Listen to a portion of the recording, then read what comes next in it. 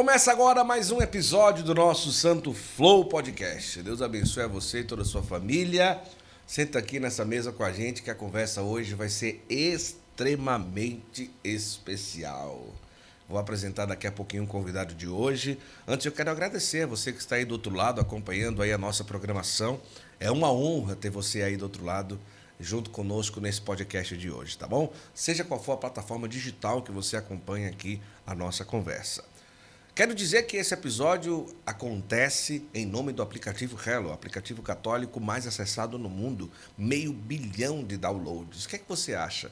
Um aplicativo com 500 milhões de downloads, presta ou não presta? Baixa hoje, vai lá. Tá lá o link aqui na descrição para você baixar o aplicativo Hello. Também do Artesanato Costa, que sempre nos acompanha aqui com as suas imagens, o Beato Calacute, Nossa Senhora de Fátima. Tem lançamento aí do Artesanato Costa que hoje nós vamos trazer aqui no nosso programa também.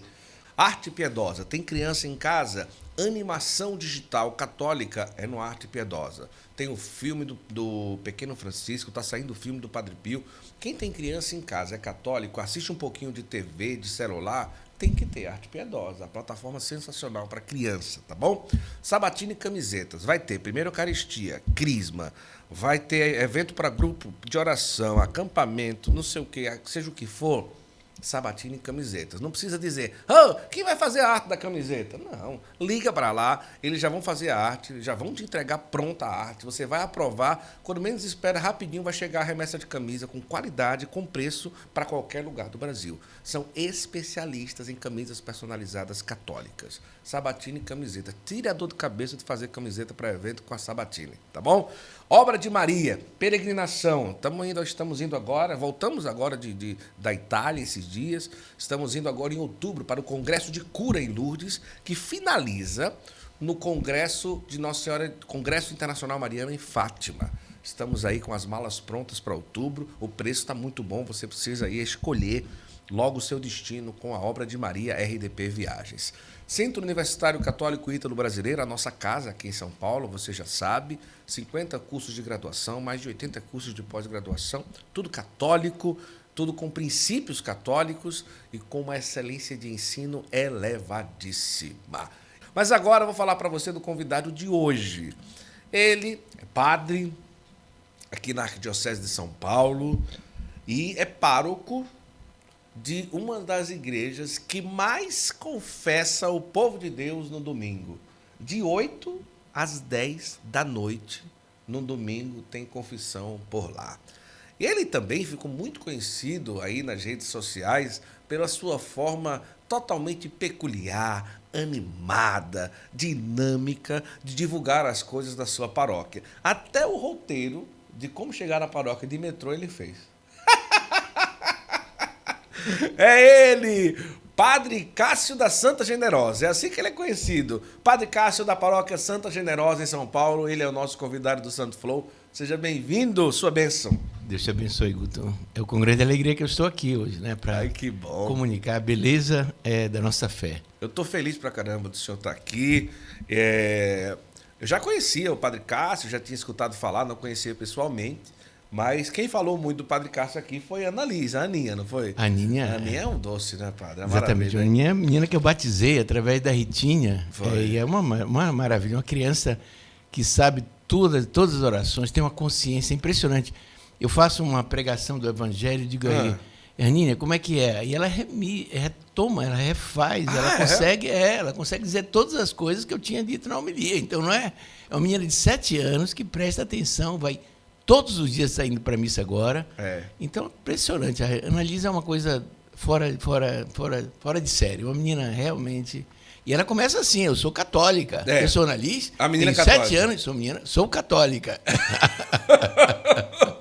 Ô, padre, agora disse que no dia do batismo dela, ela queria se confessar. Exatamente. Por toda a Annalise, eu não posso te confessar, porque você não é batizada. No batismo você vai receber o perdão de todos os teus pecados.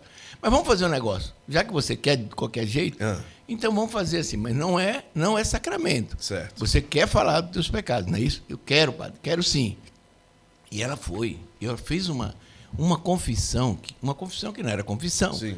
Mas declarou os pecados dela de uma maneira tão impressionante que eu ali Só faltei chorar, porque eu digo, como é que uma criança de 6 anos, ela na época tinha 6 anos, ela tem a consciência do pecado daquele jeito. Eu nunca tinha visto uma criança com uma consciência do pecado como a Annalise tem. Olha que E é impressionante. Eu saí de lá contentíssimo. E ali foi o reflorescimento da vida de fé, porque a Ana Carolina, Sim. a mãe dela, estava em crise. E ali, com essa amizade com a Ritinha, refez a vida de fé daquela menina. E hoje eles têm uma clareza da beleza da fé, que é uma coisa impressionante. As duas se ajudam para viver essa vida de fé. Criança é impressionante. Aí depois de um tempo que ela fez a primeira comunhão, né? Não, no mesmo dia. Ah, no mesmo dia? No mesmo dia batizou, mas ela tinha daquela consciência. O que a igreja pede para a pessoa ser verdade, a primeira isso comunhão? mesmo. Que ela tenha a idade da razão. E ali A idade o senhor já ali viu... mais do que a idade da razão que ela lá tem. Bota muita gente, bota muitos de nós no bolso, hein? Não, mas ela é sensacional. A Aninha, um abraço para a Aninha, um abraço para a Carol. Estou devendo a visita para levar a Pedra do Monte Gargano, não é? E levar elas na Canção Nova. Ela tem o desejo de ir em Aparecida e na Canção Nova. Eu tenho que dar um jeito, vamos dar um jeito de levar a Aninha para ir em Aparecida e na Canção Nova. Agora, padre, o senhor é sacerdote aqui na Arquidiocese de São Paulo, a Paróquia Santa Generosa.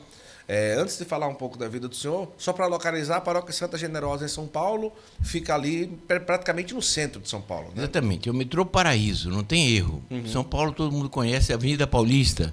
Certo. Então o metrô Paraíso fica a 500 metros da Avenida Paulista. Praticamente é uma continuação. A Avenida Bernardino de Campos é a continuação da Paulista, que vai dar no metrô Paraíso. São 500 metros, ela anda mais 500 metros, ela chega no metrô Paraíso.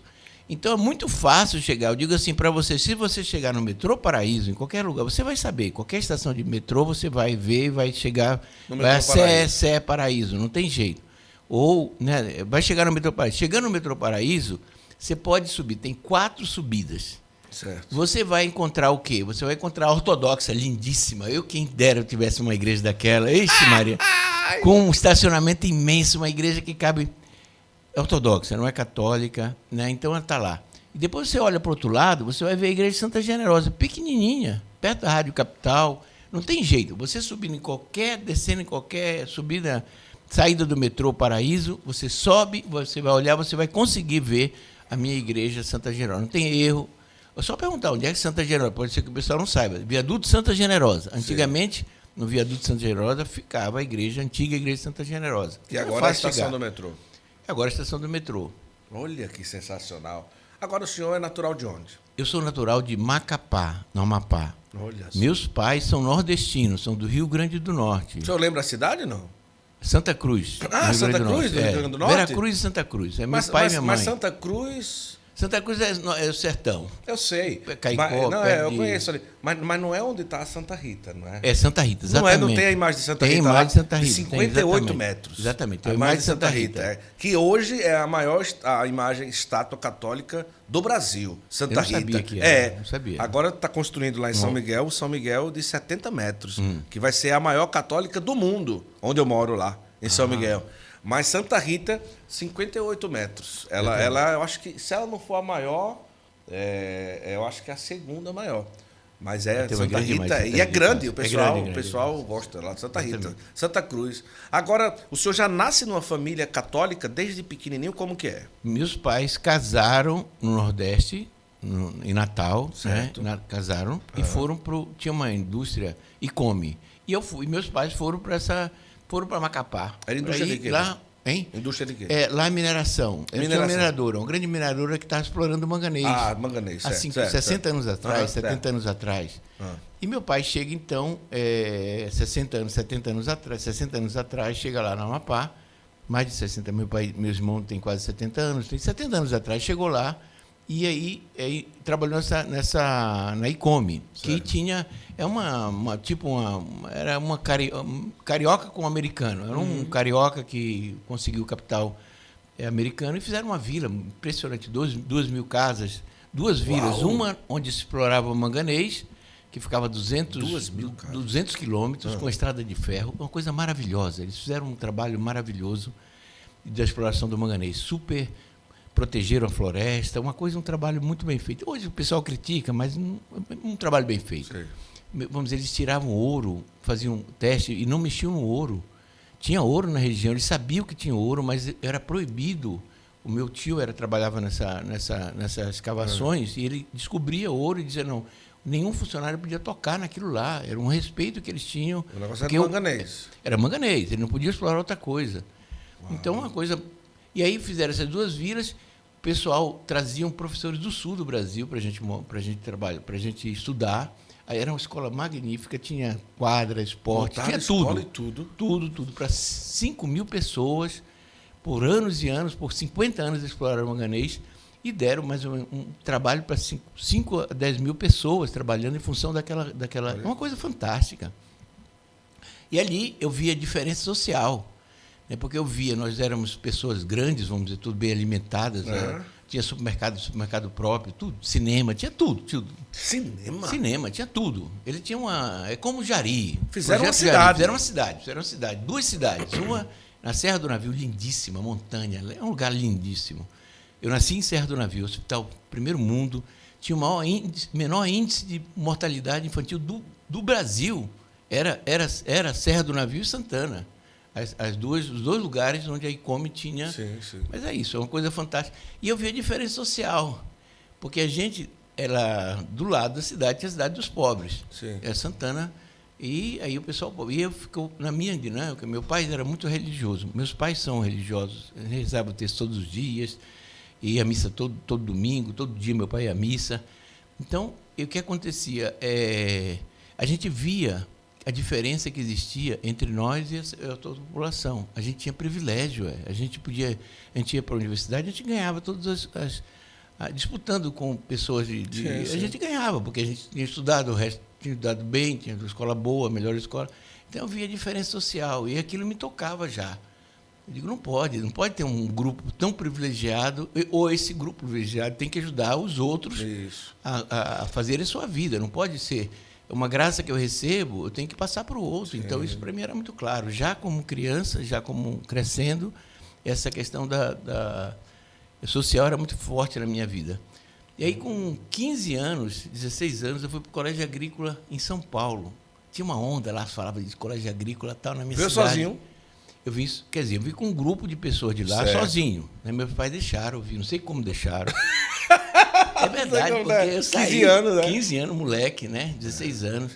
E fui parar num colégio onde tinha 400 pessoas internas. Dormia lá e estudava. No meu quarto tinha 12 homens. Ah, tá, meu Jesus. E eu era o mais novo de todos os colégios, um dos mais novos. E aí a mentalidade diferente, porque na minha casa eu rezava todo dia o terço, ia para a missa e tal. Então, e até lá, os 15 anos, o senhor sempre esteve, de certa forma, ligado à fé, à igreja? Sempre tive. Né? Foi coroinha, não? Fui coroinha, poucas vezes coroinha, mas eu até repeti, quando eu era 6 anos, 7 anos, minha mãe colocou na catequese para mim. Sim. E aí, quando chegou no final do ano, o padre disse para mim, olha, você sabe, mas é muito novinho, então vou te repetir. Eu repeti a catequese. Repetiu a catequese. Repeti a catequese. E aí eu disse, puxa, eu fiquei bravo. Mas esse padre, que era um santo homem, sim, foi o padre que me mandou para São Paulo.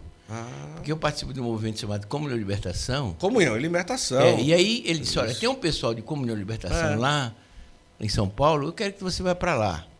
Né? E aí eu Comunhão e Libertação é um movimento que as freiras da Comunhão e Libertação que cuidavam e moravam com o Papa Bento XVI. Não são freiras, são leigas consagradas. Né? São leigas. Leigas consagradas, que vivem no mundo e elas cuidavam de Bento XVI. De Bento XVI. Desde o pontificado moravam, dele. Né? Moravam com eles. A família do Papa era da Comunhão e Libertação. Exatamente. Eles cuidavam, almoçavam, jantavam com o Papa, quando o Papa não tinha audiência. Isso mesmo. Então, que não tem nada a ver, assim, com teologia da libertação. Comunhão e Libertação é uma espiritualidade, é uma vivência. Exatamente. A Comunhão e Libertação nasce até como chama-se Dom Luiz Giussani, nasce na Itália, nos anos de 1954, 60, por aí, naquela época ali que nasce. E qual que é a intuição de Dom Giussani? É que só em Cristo, só a comunhão em Cristo leva à libertação do homem. Isso. Tanto que em 69, 66, 69, na grande crise que teve na Itália, na Europa, então o movimento começou a dizer, não, nós vamos construir um mundo novo na política. Os jovens que ele preparava, que ele acompanhava, ele disse, olha, gente, vocês não vão para isso porque não vai acontecer nada. A libertação está em Cristo. Está em Cristo. Então, só em Cristo a libertação do homem. E 90% do movimento foi para o movimento político. E aí se perderam. Vamos dizer, até no Brasil, no ano 60, mais ou menos, 62, 63, mandaram uma equipe dos primeiros, vamos dizer, de Comunhão de Libertação, que não se falava ainda, se chamava Comunhão de Libertação, só em 70 e pouco foi que um movimento teve esse nome, mandaram para Belo Horizonte. Antoniazzi, um padre Antoniazzi famoso. Então, veio várias pessoas que entraram na teologia de libertação e perderam a fé, ou perderam a fé, ou colocaram a fé na dinâmica política. Ah, tá. Né? Então, o movimento sentiu a questão da questão política. Vamos dizer, em 80, quando eu vim para cá fazer o seminário, Dom Jussani acompanhava a gente, ele vinha todo ano para cá. Olha. E a gente ia para os... Né, no Tuca, eu me lembro de uma grande manifestação que teve para Nicarágua. Sim. Adelante. Eu estava lá na frente, a revolução, e a gente ia mudar o mundo e tal. E Jussani sempre ajudava a gente, a corrigir a gente. Olha, a libertação é só em Cristo, a comunhão é em Cristo, a política não salva. Olha. E aí eu fui educado. Graças a Deus, eu estudei teologia de libertação em São Paulo, dos anos 80 a 86. Eu fiz filosofia e teologia. E querendo ou não, Nossa Senhora Assunção. viés Era o centro da teologia de libertação, era Assunção, era Nossa Senhora Assunção. E aí, e foi bonito porque ele me corrigiu. Né? Eu achava, sabe o que é? A minha ideia era voltar para a Amazônia e fazer a revolução na Amazônia, mudar a relação, porque os ribeirinhos são explorados, eu queria mudar tudo. Eu achava que a gente era capaz de mudar o mundo. Né? E aí, com o Dom Jussani, eu entendi que a libertação só em Cristo. O que é que você pode fazer? O que é isso? Né? E esse mundo aqui, não é no sentido que não é... Esse mundo novo, a experiência para o céu, mas não é a gente não vai conseguir construir um mundo novo nesse mundo, como a gente, às vezes, pensa na política. Sim. Não é possível, né? Porque... existe o pecado original e não se muda assim as coisas, né? Olha, e como que foi ali para viver a fé com 15 anos no colégio agrícola? Pois é, essa é a grande questão. Eu nunca tinha bebido um copo de álcool, nada. Nem cerveja, nada, zero. Tá aparecendo isso aqui é chá gelado, viu? Lembra, tá aparecendo uma dose de conhaque. Esse negócio aqui tá errado. É chá. Porque tá numa taça... É o chá gelado, tá aqui, ó. Vou tomar mais um pouquinho aqui. É certo. Agora que o senhor mostrou aí, que eu tô vendo. Que tá... O senhor não tinha tomado nenhuma dose, foi? Como é que era? Vai lá. Então aí cheguei lá e o seguinte, o que aconteceu? Os caras tomavam. O cara tomava, mas o que é que bêbado? No colégio, os caras pegavam dinheiro, em 2 dias acabava o dinheiro, velho. E eu ficava com dinheiro, eu tinha dinheiro sempre. Eu tinha dinheiro sempre, porque mamãe mandava R$500, vamos dizer, e eu segurava o meu dinheiro. Não bebia, não farrava nada, não podia farrar nada. E os caras acabavam tudo, e ficava um porre. E a cidade também, do interior eu vi que o pessoal bebia muito. Então é uma coisa engraçada, como Deus faz as coisas. Então, primeiro, entrei em crise de fé, porque eu tinha que ir para a missa, não é meu pai que mandava mais, eu tinha que ir sozinho, eu ia. Eu encontrei um padre que veio no colégio agrícola, todo mundo falava mal do cara, que o cara era fazendeiro, que o cara era mulherento, certo, que o cara era... Falava um monte de coisa assim, falava mal do padre. Mas ele veio para o colégio e propôs para mim uma experiência de fé. Ele disse, olha, quem quiser, e colocou uma irmã para tomar conta do grupo jovem. Então, para mim, a experiência de fazer parte do grupo jovem, de ir para o grupo jovem, foi uma salvação. Porque aí começou a questão da minha vocação. Olha. O que é que Deus quer? Será que Deus quer comigo? E foi uma confusão na minha vida, porque eu queria casar e Deus queria que eu fosse padre. Então, essa dinâmica das duas coisas começou ali, no colégio agrícola. Então, eu comecei a acompanhar grupos de... A gente ia para os boia fria. Eu fui lá uns dias trabalhar de boia fria para ganhar um dinheiro, para ver como é que era a vida e ganhar um dinheirinho. Eu fiquei impressionado. Os caras trabalham. Eu digo, meu Deus do céu, eu produzia 1/5 do cara que trabalhava boia fria. Eu não fazia nada, moleque não conseguia fazer. E eu comecei a participar dessas comunidades de boia fria, de rezar junto o terço. Então, aí começou a nascer a minha vocação. Então, eu agradeço esse padre, que o pessoal pode ter falado mal dele, pode ser que ele seja um mau exemplo, pode ser que seja tudo, mas, para mim, ele foi uma pessoa que colocou o problema, né? Recolocou a questão religiosa para mim, me ajudou muito nessa coisa. Então, o que aconteceu? Nessa cidade, eu comecei a participar de um grupo. Como eu vi que meus problemas tinham problema de bebida, tinha problema disso, aí eu comecei a participar de grupos CEREA, chamado Centro de Recuperação dos Alcoólatras. Mas era uma coisa assim, que a bebida era um demônio, que a bebida fazia mal, que a bebida era... E eu uma atitude protestante diante do álcool, que o cara tinha que... E aí aconteceu o seguinte, eu fui para... Em 1979, eu fui para Belém do Pará, meu pai estava ruim, estava no hospital, e eu fiquei 2 meses em Belém. Aí eu conheci Alcoólicos Anônimos. Conheci Alcoólicos Anônimos em Belém, e aí comecei a ver que o problema não é o álcool, o problema é a pessoa. Na época, o senhor já tomava mais alguma coisa? Eu peguei o meu primeiro porre na minha vida, porque o que acontecia? No colégio agrícola, eu ia dizer o seguinte, vamos fazer o seguinte, eu vou fazer um negócio para vocês. Eu ficava a 3 quilômetros da cidade. E eu disse para eles assim, ó, eu vou comprar bebida, mas eu não bebo. Ah, tá. E por 6 meses... Foi desse jeito. Eu consegui comprar, eu ia lá, comprava e dizia, mas eu não bebo.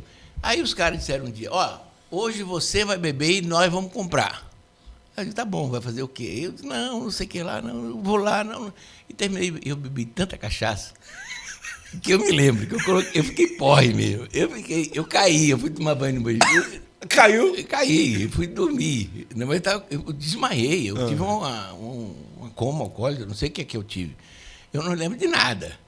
E aí colocaram lá no meu quarto 6 dos 76. O primeiro porre da minha vida. 6 de 76. 6 dos 6, eu não lembro nunca mais disso aí. Então eu peguei um porre de 6 de 76. Mas aí depois, como ficou? Então, tranquilo. Eu troquei minha vida tranquila e eu não parei de... Eu nunca gostei de bebida. Eu tomo uma coisa e outra, um vinho, eu gosto de um vinho e tal, mas nunca...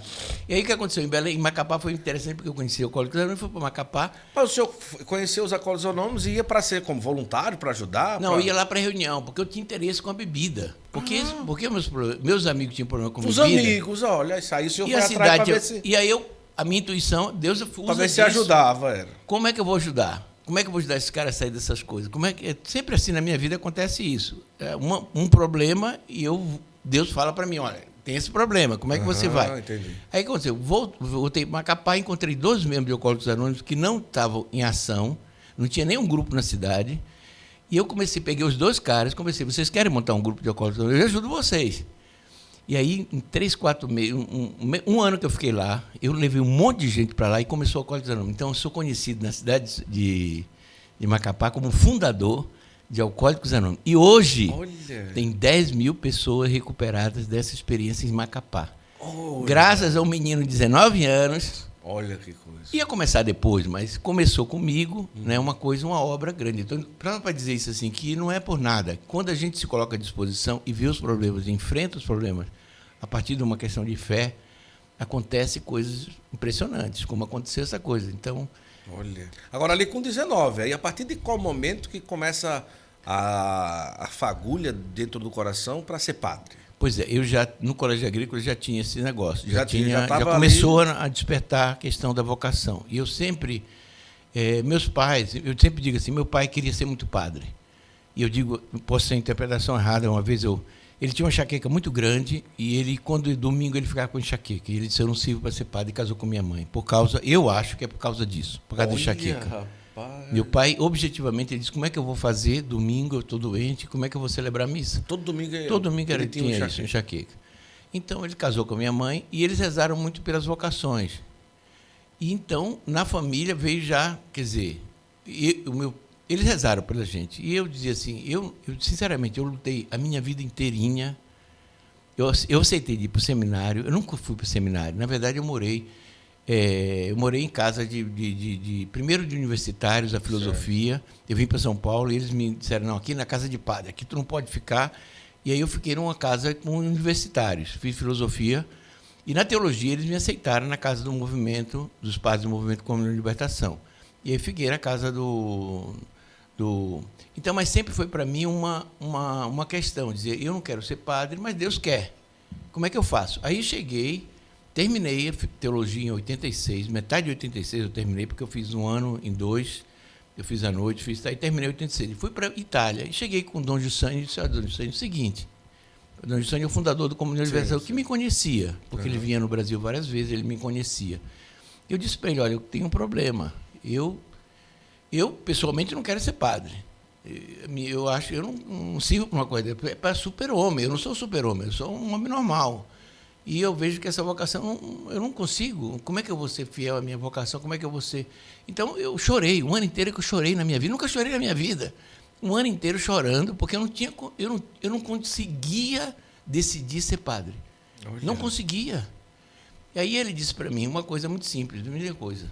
Você tem alguma neguinha? Você tem alguma pessoa? Você está apaixonado? Eu disse, não estou apaixonado por nenhuma mulher, não por ninguém. E aí ele disse, então é o seguinte, se Deus te colocou isso na tua vida, Ele vai cuidar de você, Padre Cássio. Ele cuida de você. Então, tem que fazer o pulo, tem que fazer o salto, tem que se colocar na mão de Deus. Ele vai cuidar da tua vocação. Então, eu sou padre porque Dom Giussani me disse essas coisas, porque eu não sei se teria coragem de fazer isso, entendeu? E eu fiquei muito tranquilo, eu digo, olha, por amor de Deus, eu não pedi a vocação, eu não quis, eu não rezei, minha mãe rezou, mas eu não rezei por isso. E se Deus, é problema dele, não é problema meu. Então, eu estou na mão dele e quero que ele faça o que ele puder da minha vida. Então, essa é a beleza. E ele cuida da gente. Ele cuidou, está cuidando, continua cuidando da minha vida. Aí, no caso, ali preparou para ser padre, no caso. Não, já tinha feito filosofia? Não, aí já vi, não. Eu estava no seminário. Eu estava morando com os padres de ser padre. Sim, eu ia ser padre. Eu fiz teologia, fiz tudo para ser padre. Aí voltei e vim me ordenar na minha diocese. Mas lá na Itália foi para estudar, foi para passar um tempo? Eu fui lá para poder decidir a minha questão da minha vocação. Então eu lá estudei, estudei em 2 lugares. Estudei na Universidade Católica, fiz o curso com Dom Giussani, os 3 cursos. Certo. Ele tem cursos básicos, eu fiz com ele o senso religioso, que é impressionante, porque a igreja e a pretensão cristã. São 3 cursos que ele faz, o percurso de Dom Giussani, são os 3 livros. E eu fiz o curso com ele na Itália e fiz um curso no PIME, porque a minha diocese, o PIME é o Instituto Missionário, em Milão. Dom José aqui é PIME. Dom José do PIME. No PIME eu fiz algumas matérias no Instituto Teológico dele nesse ano de 86 a 87, do ano que eu fiquei na Itália. Aí vim para me ordenar e me ordenei em 88 na Diocese de São Paulo, na Diocese de Macapá. Fiquei até 95 lá. Olha só. Vamos lá. Eu tenho aqui, tem tanta coisa para a gente conversar hoje aqui, estou feliz pra caramba. Eu quero lembrar para você a oportunidade que você tem de ter aí um parceiro para te ajudar a sua rotina de oração, a fazer um bom exame de consciência. Lectio Divina, que é o aplicativo Hello. Você vai baixar, tem um link aqui na descrição desse vídeo, e você vai analisar e ver, olha, como esse aplicativo faz um bem. São 600 milhões de downloads desse aplicativo no mundo inteiro. É o aplicativo católico mais acessado no mundo. Você tem ali um aplicativo que você faz a rotina, tem vários tipos de oração, novena, rezar o texto e tantas outras coisas. O aplicativo Hello é realmente algo extraordinário, uma oportunidade que você tem de ter um aliado. Então, baixe hoje esse aplicativo e você vai comentar comigo o quanto isso vai fazer bem e fez bem para você. Outra coisa que eu quero lembrar é sobre as camisetas Sabatini. As camisetas Sabatini é personalizado. Eu sempre fiz camisetas, eventos, a vida toda dentro da igreja e tudo. E a gente sempre tem esse problema. Como vai ser a arte? Quem vai criar? E vai e muda e não sei o quê. Não. Manda para eles vão fazer já a arte, você vai aprovar. Eles mandam a camiseta pronta, você diz a quantidade, faz o orçamento direitinho, organiza, o preço é muito bom. E sabe o que é legal? Eles mandam para qualquer lugar do Brasil. Camiseta Sabatini, projeto personalizado católico de camiseta, pode chamar que eles resolvem. Vou entregar aqui para o Padre Cássio um presente especial aqui, um presente do Artesanato Costa para ele, que é um lançamento que agora para o Jubileu da Oração, o Artesanato Costa foi inspirado aí pelo Jubileu da Oração, agora para 2025, né, Papa Francisco, e eles criaram essa peça, Padre Cássio, que o senhor vai levar para a casa do senhor, que são as mãos que oram. Olha só, as mãos que oram. O senhor vai levar, olha só. Maravilha, maravilha Bonito, mesmo. não é? Bonito, muito bonito Muito mesmo. bonito, né? Impressionante como essas mãos falam com a gente, né, amor? É uma coisa que... As mãos que oram. E olha só que legal, você vai ter a oportunidade, ó. Você recebe aí na sua casa as mãos que oram, já vem com o texto aqui, ó. O texto, ele vem com imã, para poder o texto não cair, ó, tá vendo? Ele vem com um imãzinho para ficar sempre o texto ao lado da mão. E já vem com os pezinhos aqui, ó. Que aí você pode colocar o pezinho já bonitinho para colocar no lugar que você quiser, as mãos que oram. E aqui atrás tem o Jubileu 2025, Peregrinos da Esperança, e tem também, se você quiser, colocar na parede. Então, tanto pode colocar em um altar, como colocar na parede, as mãos que oram. Gostou, padre? Gostei muito Bonito, mesmo. hein? Muito bonito. Olha aqui só. Pronto. Então, isso aqui o Padre Cássio vai levar. Eu vou deixar aqui do ladinho para ele. Você pode também ter aí imagens do artesanato Costa, como essas que nós temos aqui. Beato Carla Cutz, essa Nossa Senhora de Fátima. Você sabe que todas as imagens que nós temos aqui, sempre do artesanato Costa. E quero também lembrar para você que tem filho, tem criança... Arte Piedosa. Esses meninos, eles são animadores profissionais que já trabalharam para Disney, para Universal Filmes, e atualmente eles decidiram fazer animação para criança. Então eles têm filmes como O Pequeno Francisco, vão lançar agora o filme do Padre Pio, animação de altíssima qualidade. Então o seu filho ali tem um tempo para ficar no tablet, no celular ou na TV, que seja assistindo uma coisa católica, um desenho animado católico, animação católica. Arte Piedosa, tem um link aqui na descrição, você pode aí acessar e aproveitar a oportunidade de ter na sua casa o Arte Piedosa para que a criança possa ter essa companhia de um tempinho na TV, no celular, pelo menos de alguma coisa que fala do catolicismo com muita qualidade, tá? Por fim, eu quero lembrar que está um preço muito especial a viagem para o Congresso de Cura e o Congresso Internacional Mariano.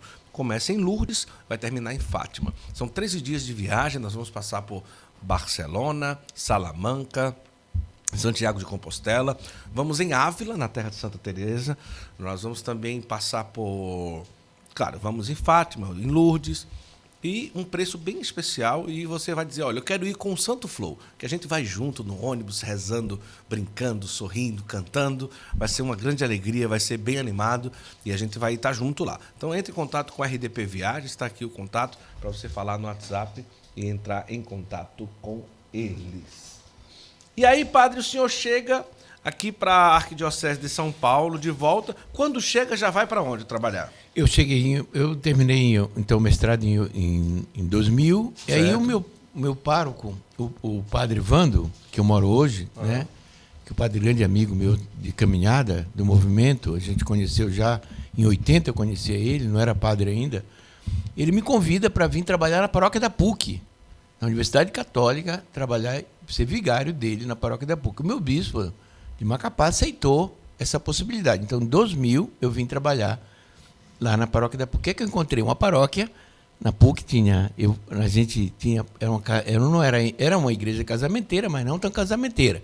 Eu peguei com 100 casamentos depois, por ano, e eu levei essa igreja a 300 casamentos. Então, quando eu entro num lugar, casamento, a vocação da paróquia é casamento. Aí eu fiz casamentos, eu fazia 90% dos casamentos. Eu fazia 6, 7 casamentos no final de semana. Meu Deus! Eu cheguei fazendo 10 casamentos no final de semana. Não era comunitário, não. Não, cada um separadinho. Eu colocava em ordem. Então, a noiva atrás, eu fazia um jeito que eu terminava o casamento no horário certo e todo mundo ficava contente. E a noiva não atrasava, não? Atrasava. Atrasava, mas não atrasava tanto, não.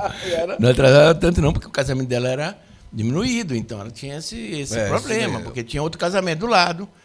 Então, e lá nós começamos a questão das confissões. As confissões, desde a Itália. Na Itália, eu trabalhei em paróquia na Itália e, os caras confessavam. No final de semana, eu trabalhei 3 anos como vigário na Itália. Certo. Estudava e trabalhava. Ganhava meu dinheirinho lá para viver. Uhum. A Diocese de Macapá nunca me pagou nada. Meus estudos teológicos, filosóficos, nada para estudar lá. Trabalhar para estudar. E o que acontecia? Domingo, na Itália, eu confessava durante as missas. Celebrava e confessava. E eu não dava conta das confissões. E eu dizia assim, como é que na Itália tem tanta confissão e no Brasil não tem nada? Às vezes eu ia... nos 2 primeiros anos que eu não tinha paróquia, eu ia para no final de tempo de quaresma, tempo de perto da Semana Santa, a gente vai para as cidadezinhas pequenas na Itália. Eu confessava 10 horas, cidade que tinha 5 mil habitantes, 10 horas. Não existe no Brasil uma coisa dessa, não existe. 10 horas, 20 horas de confissão, 3 dias confessando direto, gente. E aí eu dizia assim, olha, tem algum problema com o catolicismo brasileiro, porque as pessoas não confessam. Uhum. Quando eu vim voltei para o Brasil, eu vi essa coisa, que o Brasil, o pessoal não confessa, tem algum problema. O que é? Será que a gente peca mais, menos do que o italiano? Acho que a gente é igual. Né? Mas tinha uma cultura da confissão na Itália, na minha época que eu estava lá, que aqui não tinha. E quando cheguei na PUC, eu coloquei isso em prática. Então, o que é que eu fiz na Universidade Católica? Nós tínhamos, antes e depois da missa, a gente atendia. Antes e depois da missa, a gente atendia. Mas, mesmo assim, ali não conseguiu criar um clima de confissões. Não consegui. Tinha muita gente da universidade que vinha confessava, mas não era um fenômeno. Né? Então, quando, em 2015... o bispo, eu queria trabalhar com o padre Vando o tempo todo, tal, era meu grande amigo, é o meu grande amigo. E aconteceu que o padre propôs para mim ir para Santa Generosa. Me disse na hora, na lata, disse, eu disse, esse cara quer separar a gente, mas tudo bem, eu obedeço o bispo. Então, fui ajudar o padre José Maia Paini na Santa Generosa em 2015. E ali foi a grande aventura que começou a questão das confissões. Porque é um lugar central, e eu comecei a propor. Aí, 2 anos depois, me tornei pároco. 2 anos depois, me tornei pároco, em 2017. E aí tinha 2 missas quando eu cheguei. Olha. Aí eu convenci ele. Como é que eu ganhei esse padre? 2 coisas. Eu convenci ele, 2 coisas. Primeiro, a pontualidade no começar as missas. Porque o outro padre atrasava um pouco, atrasava 15, 20 minutos. E eu não atrasava, eu era alemão, chegava na hora certa, eu começava, certo? A missa sempre no horário certo. E depois eu tive uma característica que poucos padres têm. Eu saio, em qualquer lugar que eu estou, eu digo assim, depois da missa, eu digo, quem quiser se confessar, eu estou à disposição das confissões. Ninguém faz isso. Desculpa estar falando isso. Pouca gente faz isso. Então eu convidava sempre as pessoas para confissões. E ele era um grande confessor, esse padre, confessou a vida inteira, né? Um grande pregador, um grande confessor. Lá foi sempre o centro do catolicismo da igreja na época, de 55 até 80, vamos dizer, o centro católico de São Paulo era Santa Generosa, pela vitalidade do padre, pela posição dele, é da Opus Dei ele. Né? Então, é um membro, não é da ordem, mas ele é agregado ao Opus Dei. Então, eu comecei a fazer isso e aí começamos a abrir. Tinha 2 missas, comecei a abrir meio-dia, a igreja tinha um horário que fechava meio-dia das 10 às 2 da tarde, ele conseguiu que a gente conseguiu abrir, e aí começou. E a pandemia foi o grande centro, porque todo mundo parou, e eu sou não sou normal, né? Com 15 dias eu estava atendendo confissões, eu não aguentei ficar em casa. E aí é o seguinte, eu disse, não, vou começar a trabalhar de novo, não consigo ficar sem trabalhar, eu não consigo, eu vou fazer o quê? Deus me deu essa estrutura, eu não consigo. E eu ia para Santa Generosa, abria a salão do paróquio, quem quisesse confessar, ia pelo salão paroquial, eu entrava, eu confessava e começava a confessar as pessoas, muita gente veio confessar, começou a ouvir a voz que o padre está tendo confissões e tal, e comecei a celebrar as missas, e a gente começou a usar o critério da Europa, porque a Europa estava na frente. Isso. Então tinha o distanciamento, 1,5 m, limpeza, com produto tal. E aí o que aconteceu? Eu comecei a celebrar a missa já em março, em abril eu comecei a celebrar a missa. Um mês depois da pandemia, eu estava celebrando a missa com pessoas dentro da igreja, com distanciamento, com todas as regras que a gente começou a celebrar então. E foi... Todos os empregados estavam, ninguém podia trabalhar, né? Não podia ter. E aí a gente começou voluntário, tinha 30 voluntários limpando a igreja. Então, em poucos. Em junho, quando foi o Corpus Christi, em junho, eu tinha 10 missas diárias. Diária não, domingo eu tinha 10 missas. E o critério que eu tinha, o que era? É que eu ia celebrar a missa até ter gente. Até ter gente. Quantas pessoas conseguiu entrar? 50. Então, eles ficavam no salão paroquial distanciados, na rua, ficavam distanciados, e a gente ia entrando. Terminou a missa, limpava, começava outra missa, rápido. Eu sou rápido, eu fazia missa rápida. Mais rápido. Meia hora era missa de domingo. Tudo, fazia tudo. E aí saiu, comungava, saía, entrava outra turma. E no Corpus Christi, quando a igreja começou a reabrir, o cardeal começou a pedir para abrir as igrejas, elogiando as pessoas que tinham feito, eu já tinha 10 missas. E o cardeal um dia disse para mim, Cássio, continue, mas não faça propaganda. Continue, mas não faça propaganda. Eu digo, tá bom, tudo bem, pode deixar que eu vou continuar no meu trabalho e tal. Então, ali o que aconteceu? Todo mundo da cidade de São Paulo, que queria missa, que era louco, que estava arriscando a vida, porque você, para comungar, tinha que correr um risco. Ninguém sabia da doença, a doença era... Né? E então iam para Santa Generosa. Então, o que aconteceu? Santa Generosa se tornou um centro, sem querer, na pandemia, de todos. E hoje nós temos 9 missas, porque eles pediram que a missa não podia... Tem que ter meia hora de intervalo entre uma e outra. Tá. Na pandemia pediram meia hora os protocolos. Então, nós colocamos os protocolos e hoje nós temos a missa às 8 da manhã e temos a última missa de São Paulo, que é a última missa da cidade de São Paulo, às 21 horas. E temos confissões até 10 horas da noite. Então, graças à pandemia, em certo sentido, a Santa Generosa ficou conhecida e ficou cheia de gente. Vamos dizer, Corpus Christi agora. O cardeal disse que não pode celebrar a missa de manhã. Eu não celebrei missa de manhã. Às 15 horas, a primeira missa. A minha igreja é pequena. Estava abarrotada de gente. 3 padres confessando, um celebrando e abarrotada de gente. Olha. Uma coisa impressionante. Não tinha mais onde colocar gente na igreja. Então, é uma coisa bonita, né? Agora, para atuar das 8 às 10 da noite de confissão, são quantos padres? É o seguinte, sempre tem um padre celebrando e 2 confessando, mais ou menos. Em geral é isso. Certo. Mas eu digo assim, essa a nossa dinâmica. Mas no caso, de todo jeito, esses eu 3... fico 10 horas. É o que eu ia dizer, passa o dia todo. Eu fico 12, eu trabalho, é o único dia que eu trabalho como Uber, vamos dizer assim, é o domingo. É o domingo. É o Uber é o Uber da absolvição. Exatamente, porque o pessoal diz, rapaz, você trabalha muito. Eu digo, não, eu não trabalho muito, não. Quem trabalha muito são o pessoal do Uber. Eu trabalho 10 horas por dia.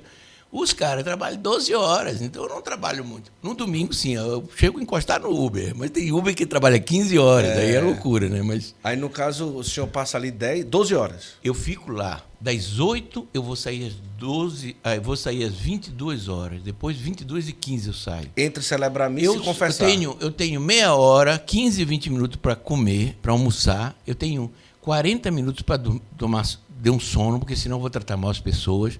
E o resto... Tem um soninho de 40 minutos ali no domingo. Exatamente. 40 minutos eu vou lá descansar, porque eu não aguento. Aí o que é que eu faço? Eu fico todas as horas ou celebrando missa, eu celebro 2 ou 3 missas no domingo, e o resto eu confesso direto. Eu confesso 10 horas. Eu não tenho problema de 10 horas no confessionário. Eu não tenho nenhum problema de ficar 10 horas. Eu fico, Vai fazer o quê? Não é que vai fazer o quê? É a graça de Deus que passa através do sacramento. Eu quero que as pessoas recebam. Então, o meu domingo, eu saio domingo cansado da igreja. Realmente, segunda-feira eu estou estourado. Na segunda-feira dá uma parada. Dou uma parada, que a minha folga é segunda-feira. Mesmo assim, eu tenho 8 hospitais na paróquia. Aí na segunda vai para o hospital. Geralmente aparece o hospital. Toma um remédio para as pernas e vai atender o povo. Porque não tem jeito. E eu digo assim, na paróquia, eu digo assim, tem 8 hospitais. E eu atendo todos os pedidos dos hospitais. Todos os pedidos. Tem um dia que eu não vou conseguir fazer isso. E são 5, 6 pedidos. Eu disse para o cardeal, eu disse para o pessoal na reunião com o bispo, eu disse, olha, com todo o clero, é uma coisa absurda. Eu provo isso, porque a esposa do proprietário aqui da universidade, do chanceler, né? A esposa do Marcos, disse ontem, né? Eu estava como ela estava grávida, estava prestes a ter isso, né? Isso não é isso mesmo? Foi Laís. E aí ela falou que estava prestes a ter. E ela disse, gente, eu estou doente, eu estou com medo, eu queria ter uma unção dos enfermos e tal. Não tem um padre que vem aqui no hospital? Aí a enfermeira disse, claro, o padre Cássio. Deve ser Santa Joana. Deve ser Santa Joana. Eu não sei se é Santa Joana, não sei. E aí ela foi e o senhor foi lá e levou a unção dos enfermos para ela, que estava grávida. Mas pouca gente. Primeira coisa, é muito difícil encontrar um padre, né? Assim, onde é que é difícil encontrar padre? Eu não posso falar mal dos padres, mas no confessionário é difícil encontrar padre. É o trabalho do padre. Eu digo assim, um padre tem que atender as suas confissões, é obrigação do cara. né? Ele tem que ter horário de confissão, ele tem que ter horário, antes e depois das missas. Seria o ideal que ele colocasse, né? E nos hospitais, eu sei que padre trabalha muito, né? A gente é muito solicitado, mas tem que atender. Olha, quem reclama, diz, não consigo o quê? Eu tenho 8 hospitais, eu consigo. Desculpa, se eu consigo em 8 hospitais, significa que a pessoa consegue nos hospitais que ele tem, porque o cara tem 2 ou 1 hospital. Então ele deveria atender. Se ele não consegue, ele chama outro padre para ajudá-lo, ele paga, e a paróquia paga para poder ajudá-lo, para ele poder fazer o trabalho dele. Ele tem a obrigação em atender os pedidos que vêm do hospital. Né? Então, isso a gente sente que é meio deixado de lado, os hospitais. É uma coisa impressionante, porque quando você visita um doente, é o próprio Cristo que você visita. E eu imagino a quantidade de testemunhos que o senhor já viu através da unção dos enfermos. Olha, eu cheguei, no tempo da pandemia, tinha um caso lá de uma pessoa que nem os médicos queriam entrar. Uma pessoa que estava morrendo com Covid, morrendo. E eles disseram, não vai entrar. Eu digo, eu vou entrar, pô. Desculpa o palavrão, mas eu vou. Eu vou entrar. E o médico não queria deixar, não. Não queria deixar. Eu digo, não, ele tem direito, Ele tem direito e eu não posso fazer nada. E se eu pegar a doença, não tem problema, não. Não tem problema. O que é que eu vou fazer? Se eu morrer dela, não tem problema também. Não, mas é um caso muito... Não tem problema, eu vou lá. E eu dei unção para essa mulher. E passou por cima do médico? Peguei e disse, olha, vou, né? E aí eu fui, dei unção.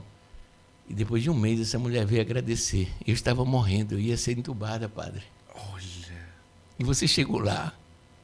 E ali eu senti uma grande graça. E ali foi a reversão da minha doença. E eu consegui ficar. Eu tenho certeza, padre, que foi a sua unção. Com certeza. Não pode ter outra explicação. Você entrou e eu me senti bem. Comecei a mudar ali. Então, eu digo assim, eu fui muito... Eu entrava em todos... Onde deixava entrar, eu entrava. Porque tem hospitais que não deixavam. Fazia o vidro. Aí a gente não dá unção. A gente fazia a oração, mas não posso dar unção. Porque eu tenho que tocar no paciente. Aí não passar. Ficar do lado de fora e só rezar. Pode, não tem condições. Alguns hospitais não deixavam de jeito nenhum a gente entrar. Então, são coisas bonitas. Então, o pessoal... Tanto na confissão também as coisas acontecem assim.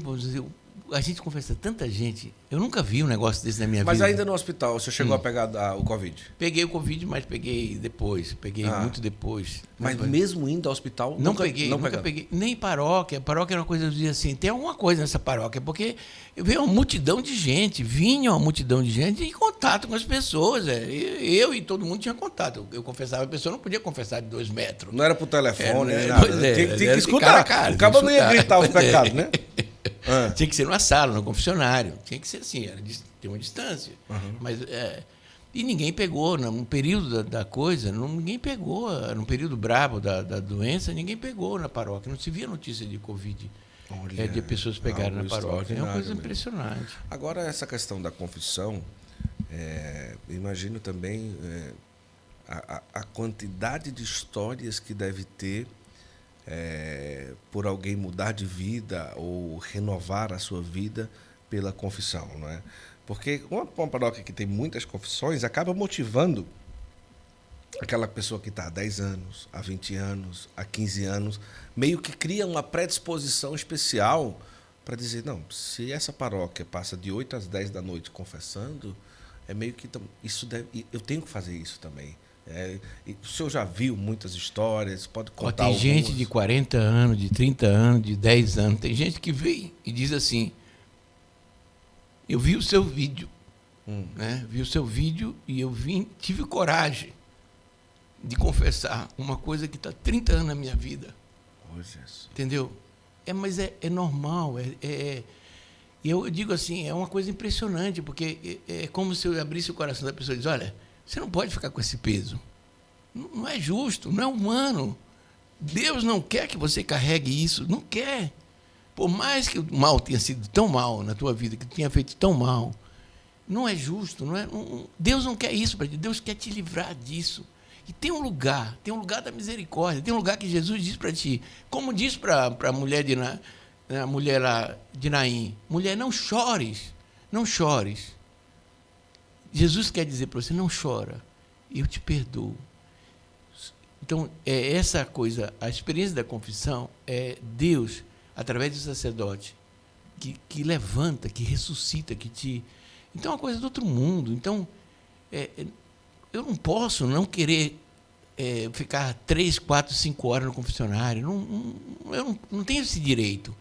Né? Eu tenho que atender as pessoas. Então, eu faço da pastoral um lugar onde as pessoas vão ser sempre atendidas. E, às vezes, então, isso é uma coisa bonita. Né? A misericórdia de Deus que diz para ti, eu digo sempre, desculpa, eu vou falar uma coisa uma coisa que o pessoal acha esquisito. Eu digo assim, tem 2 coisas que eu faço, que eu experimento na confissão quando eu me confesso. Eu me confesso sempre, às vezes 2 vezes por semana. E Jesus diz assim para mim, desculpa estar falando essas coisas assim, Fica como vontade, se diz assim para mim, assim, olha, diz assim, olha, eu vou lá e conto meus pecados. E é como se Jesus dissesse para ti assim, olha, Cássio, eu sou apaixonado por você, eu te quero bem, eu sou louco por você. Sim. E eu sei da minha debilidade, eu sei da minha... É dizer assim, eu não presto, desculpa estar falando isso, assim, eu não presto, eu sou pecador, mas Ele me ama, Ele me ama. E eu digo assim, quando eu me confesso, eu digo assim, é como se eu pudesse, quando o Padre diz, eu te absolvo todos os teus pecados em nome do Pai, do Filho e do Espírito Santo, eu posso pular de alegria. É uma alegria que eu tenho, que eu digo, meu Deus, estou livre desse mal que eu fiz, do meu mal, do meu pecado. Tem gente que diz, não, porque o cara tem que ter arrependimento total, absurdo, tudo, que nunca mais vai fazer isso. Que não, eu acho que não. Acho que a pessoa, o mínimo de arrependimento que ela tem é suficiente para receber o perdão de Deus. Porque quem cura o cara não é a tua vontade, quem cura é a graça de Deus, que toca na tua vida e diz, olha, eu te amo, cara, eu sou... Imagine Pedro. Verdade. Imagine Pedro lá na hora que ele negou Jesus. Imagine que ele dissesse assim, Jesus disse, eu disse para ele que eu ia ficar com ele, que eu não ia negar ele. E Jesus olha para... Depois da 3ª negação, Jesus olha para ele com misericórdia e ele chora amargamente. Já pensou se Jesus dissesse agora, você não serve para mim, que nada. Como é que você fez isso? Como é que você fez isso? Como é que você é capaz de uma coisa dessa? Você não é homem, você não... Que nada, Jesus o amou. Pedro, eu te quero inteiro, na tua deficiência, na tua pobreza. Você está entendendo? Eu te amo, cara. E aí depois vai dizer, tu me amas, Pedro? Ele vai dizer, eu te amo, Senhor, eu te amo. Tu sabes tudo, tu sabe que eu te amo. Que coisa maravilhosa. Que coisa linda. Agora, como que é numa igreja que é conhecida no Brasil pela confissão,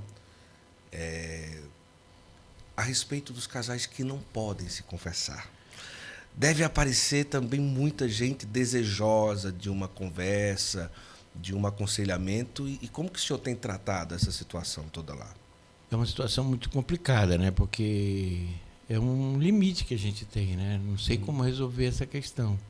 É um grande limite, quer dizer, as pessoas que estão em segunda união, que não pode, né?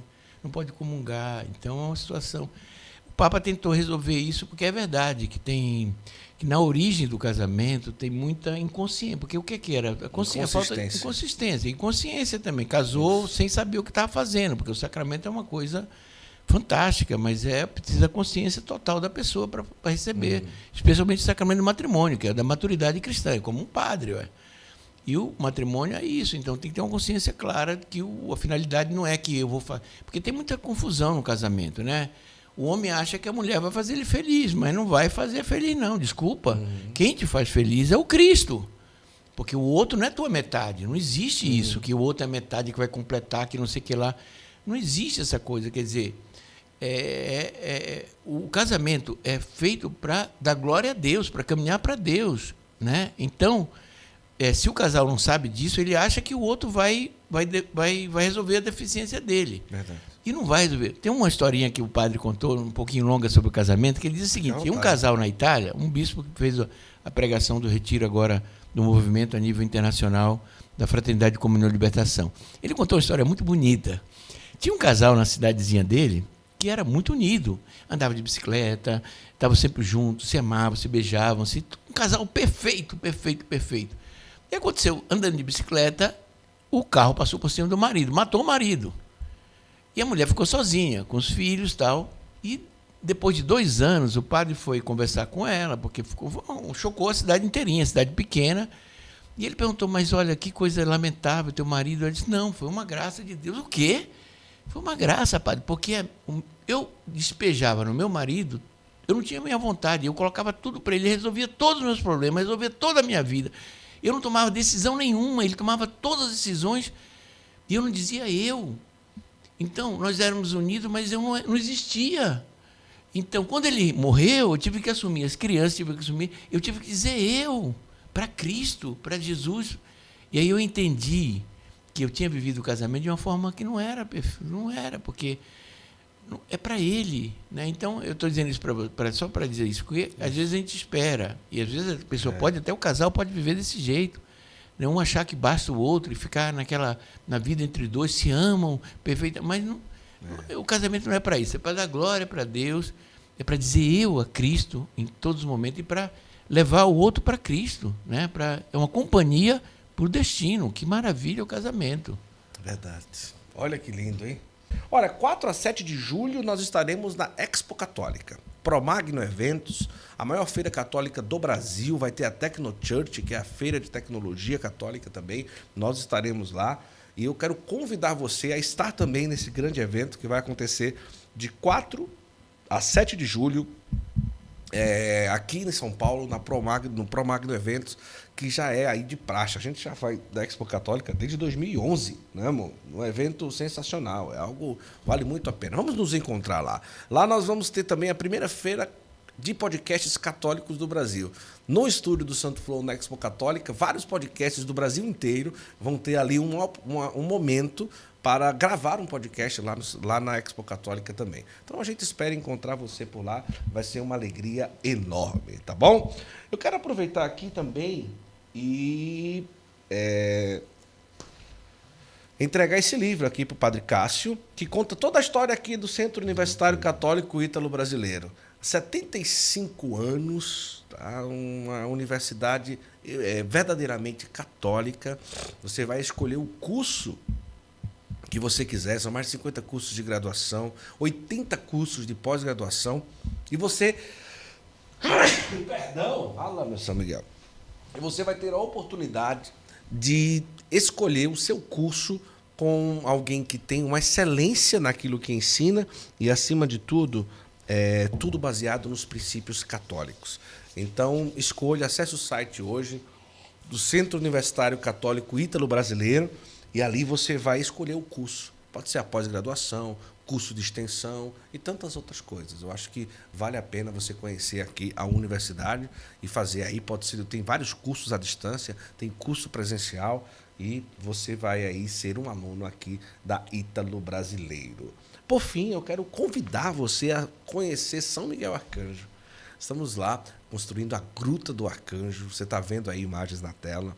Esse WhatsApp que está ali é o seguinte: você pode ser um devoto colaborador. O que é isso, Guto? O devoto colaborador é aquele que é devoto de São Miguel e deixa um pouco de você nessa construção. Uma imagem de 70 metros de altura que está sendo construída. A cabeça tem 8 metros. Meu Deus do céu. É grande, não é? Ó, imagina, um prédio de 24 andares a altura. 24 andares. Olha, imagina. Meu É como Deus. se fosse um prédio de 24 andares. É a altura de um Cristo Redentor Cristo sobre o Redentor outro. o quê? 38. A 38 só? É como se fosse um Cristo em cima do outro, de Meu altura. Deus do céu, o dobro do Cristo Redentor. Meu Deus do céu, aquilo é alto. É alto, é. E é um projeto sensacional que já está sendo construído. A Gruta do Arcanjo, vai ter lá uma igreja semelhante à igreja do Monte Gargano. Lindo, lindo. São Miguel, vale a pena conhecer a cidade e também ajudar a esse grande projeto, que é o projeto da Gruta do Arcanjo.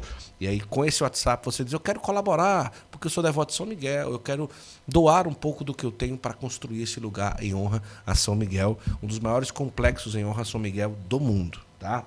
Vai ser sensacional. Agora, padre, o brasileiro, não sei se só o brasileiro, mas o católico em geral, mas vamos falar do Brasil, ele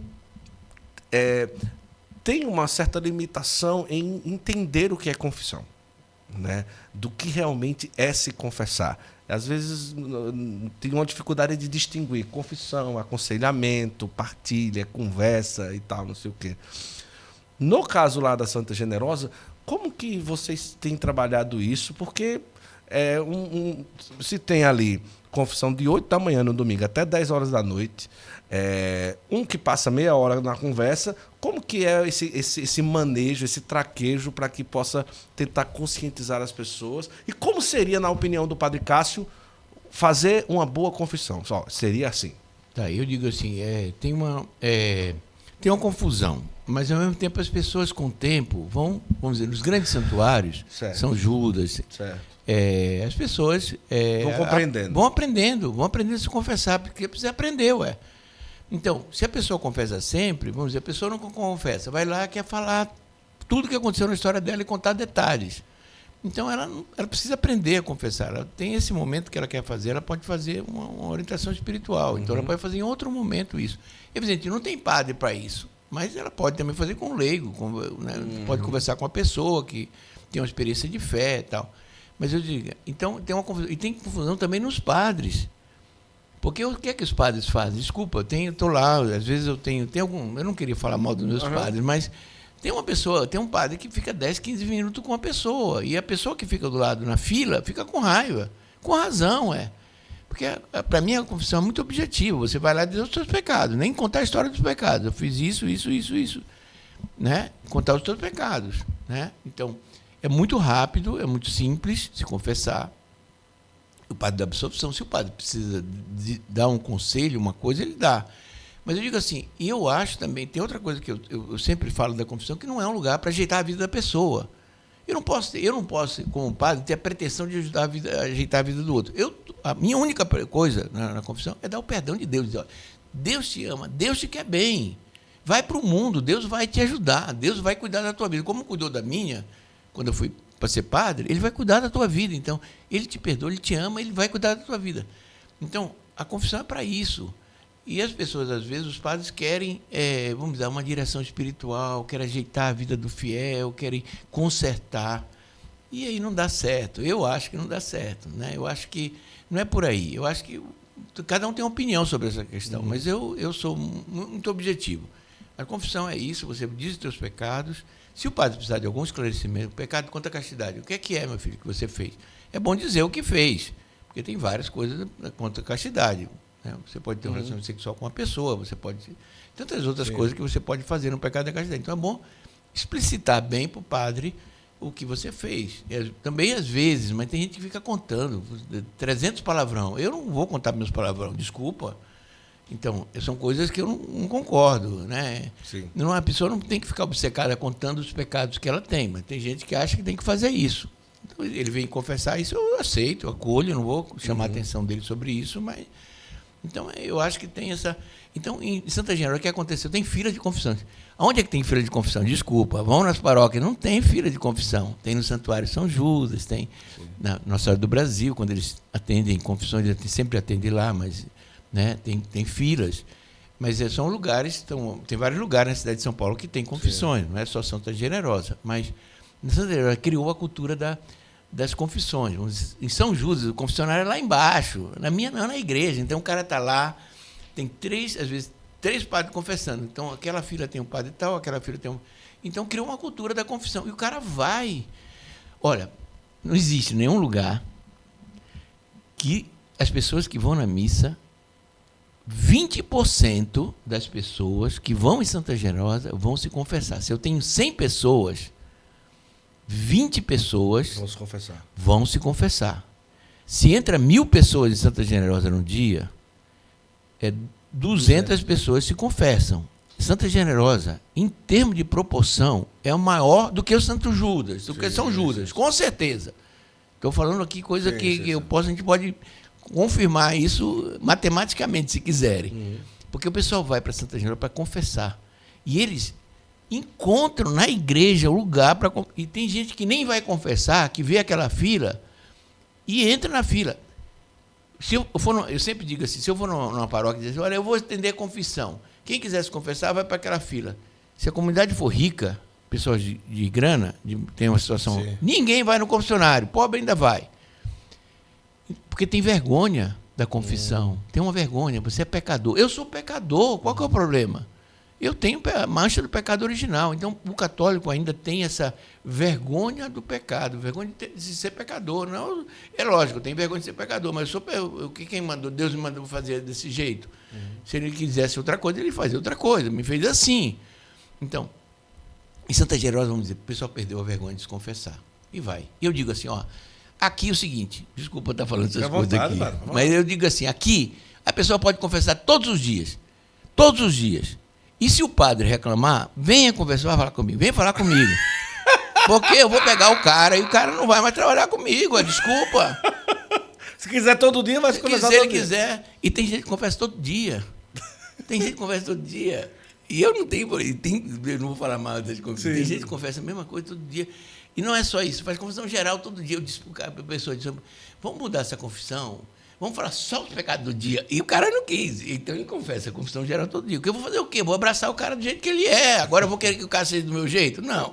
Ele é desse jeito, vai ser do jeito dele. Então o que é que eu posso fazer? Então é a forma de atender a pessoa. E os caras são apaixonados. Assim, quando eu não vou lá de manhã, o cara diz, onde ele está para de casa? Ele está... então fica... É uma coisa bonita. Sim, é uma igreja que acolhe você, que você é abraçado, que você... Então...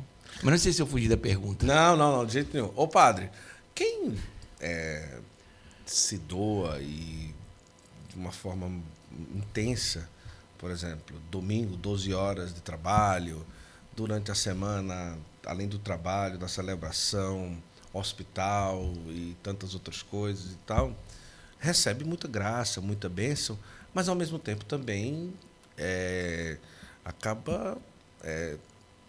às vezes o corpo sente, a mente sente, a alma sente, porque é um ritmo extremamente intenso. E no caso do Padre Cássio, quando se sente um pouco assim, como que se refugia, o que é que busca fazer, o que é que ajuda a dar um up e conseguir... Como que é no caso do Padre Cássio aí? Que já está com 64 anos. 64 anos. Eu acho que a primeira coisa é que o próprio sacramento é uma grande graça, né? É uma grande graça. Vamos dizer, eu quando vou confessar, Deus está falando comigo, cara. Então Deus fala comigo na confissão. Fala. O cara chora. Tem gente que chora os pecados. Tem gente, ontem eu dei uma unção dos enfermos para um cara que tem 5 operações na cabeça. Ele chorava quando eu dei unção de novo para ele. E aí eu digo assim, esse cara, eu não choro, ele chora os pecados dele. Ele chora a presença de Jesus na vida dele. Então é uma coisa assim, é uma coisa extraordinária visitar os doentes. Então isso já é oração, para mim já é oração. Eu vou rezando, eu vou para o hospital, eu vou encontrar Jesus, eu vou encontrar o doente. Então eu rezo o texto, eu vou rezando o texto, eu vou rezando. Então, e depois eu tenho uma comunidade que me ajuda, vamos dizer, na segunda-feira eu encontro os padres. Então eu não estou sozinho, eu tenho uma fraternidade de sacerdotes, coisa que os padres não têm. E não é, e eles, por uma questão que eles também acham que não, eles precisam, eu preciso de uma companhia vocacional, eu tenho 64 anos, eu preciso de encontrar rosto, uma família, como o marido precisa encontrar a mulher e os filhos.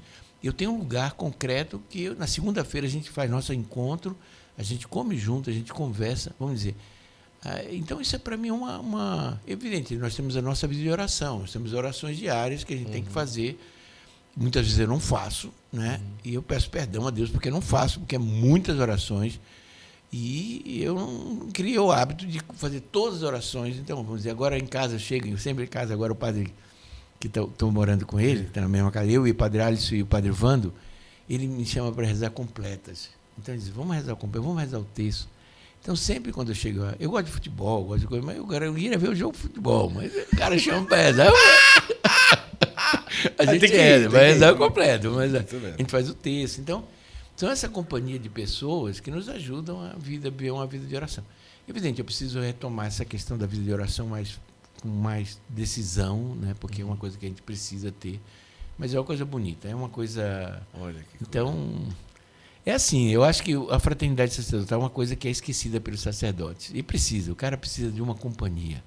A nossa vida não é só trabalho, é trabalho também. Eu trabalho muito. Eu gosto de trabalhar, eu tenho um problema que eu gosto de trabalhar. Eu sou exagerado no trabalho, mas uma vida de comunidade, uma vida, vamos dizer, é uma vida bonita, vamos dizer, uma vida que a gente encontra o outro, encontra, e, vamos dizer, com o Padre Alisson agora é uma coisa impressionante, porque eu falo para ele as coisas, olha, confissão assim, ele diz, ele é muito claro, ele é muito, fez uma boa teologia, então ele é um menino especial. Então, um padre novo, 27 anos, então eu levei ele para a minha igreja agora, nós moramos perto, e aí eu disse, olha, vem me ajudar na procissão. E nós fizemos uma procissão de Corpus Christi agora, fizemos 5 procissões. Eu tive 5 missas. Com 5 procissões? Com 5 procissões, à tarde, porque só de manhã eu não podia fazer, porque tudo tinha que... 5 só à tarde? É, à tarde. 5 só à tarde? Porque de manhã não podia. Não podia, porque tinha que ir todo mundo com cardeal. Sim. Tá certo, o cardeal tá certo. Isso, Festa da unidade, vamos lá, chamei o povo para ir lá. Embora não vai muita gente, mas tudo bem, fomos para lá. E à tarde eu sabia que explodia Santa Generosa. Explodia, eu sabia disso, eu tinha certeza que ia explodir Santa Generosa. Eu tinha missa. Então tinha 5 missas, como domingo eu tenho 9 missas, eu tenho 4 de manhã e 5 à tarde, eu permaneci com as 5. E aí fizemos uma procissão. Não entrava ninguém na Santa Generosa, mas também 500 pessoas sendo Santa Generosa. Sim. Não é muita gente, mas não entrava mais ninguém. Não tinha mais lugar. E eu convidei esse menino, porque eu queria que ele visse, né? E ele também é bom, ele sabe. E aí eu coloquei no Santíssimo. E ele fez uma procissão, ele abençoava todo mundo. Ele saía com o Santíssimo. Os casais ajoelhavam na rua. Sim. Ele abençoava com o Santíssimo e ia. E aí fizemos uma cobertura. Foi bonito, foi uma coisa. Ele disse, ele tinha que voltar para a paróquia dele. Ele disse, pô, na minha paróquia não tem nem porteiro, eu tenho que fazer o porteiro. Eu queria ficar contigo confessando aqui, mano, eu tenho que ir para lá. Eu digo, tá, vai, fica tranquilo que a gente vai. Então é uma coisa bonita. Então com ele, a gente tem um diálogo, uma coisa. E ele aprende comigo também. Sim. Eu aprendo com ele, mas ele aprende comigo. Então, as confissões. Ele foi um dia num grupo de jovens, ele estava atrasadíssimo, porque na Semana Santa eu não conseguia dar conta das confissões. Eu disse, olha, eu não vou na procissão. Tinha uma procissão para ir, uma via sacra. Eu não fui, disse, não, gente do movimento, eu não vou, porque eu tenho que ficar aqui. E aí o que aconteceu? Tinha 100 pessoas na igreja, eu precisava confessar essas 100 pessoas. Eu confessei. Das 8 às 15 horas, eu confessei 250 pessoas. 250 pessoas. E aí eu disse para ele, como era o método, olha, tem que dizer, vamos dizer o ato de contrição. Dizemos o ato de contrição, e as pessoas dizem, olha, a penitência é 3 Ave-Marias, e você tem que confessar o pecado. Não é uma absolvição geral, Sim. Não existe isso. Se faz isso, mas está errado. Mesmo tendo muita gente, a gente tem que confessar as pessoas, tem que ouvir os pecados, dar o perdão e dar a penitência. 3 Ave Maria é penitência. Se o pecado for grave, eu mudo. Mas é 3 Ave Maria. Então, vocês não vão se esquecer. E aí, quando chegou 15 horas, eu tinha confessado todas as pessoas. Eu confessei 250 pessoas na sexta-feira, sem parar, das 8 às 15 horas, quando eu começava a celebração da paixão. E eu disse para ele. Aí ele usou isso. Ele foi fazer um retiro, ele tinha 150 jovens para confessar. Aí ele disse, olha, gente, fez a mesma coisa que eu fiz. Ele disse, olha, você hoje não é orientação espiritual, é confissão, tem que falar só os pecados. E ele deu conta. Ele disse, puxa, cara, deu tudo certo. Está certo, é isso aí.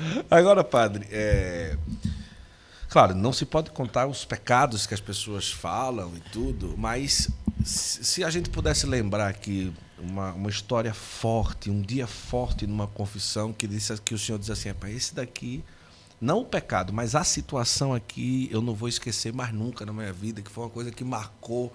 Disse, rapaz, olha o que aconteceu nessa confissão, o senhor lembraria de algum? Eu acho que assim, tem uma coisa que marca muitas mulheres, né? Que eu acho que é uma dor muito grande. Tem 2 coisas que são muito marcantes, mas uma coisa, a questão do aborto. Ah, é? A questão do aborto marca as mulheres de uma maneira impressionante. É uma coisa... É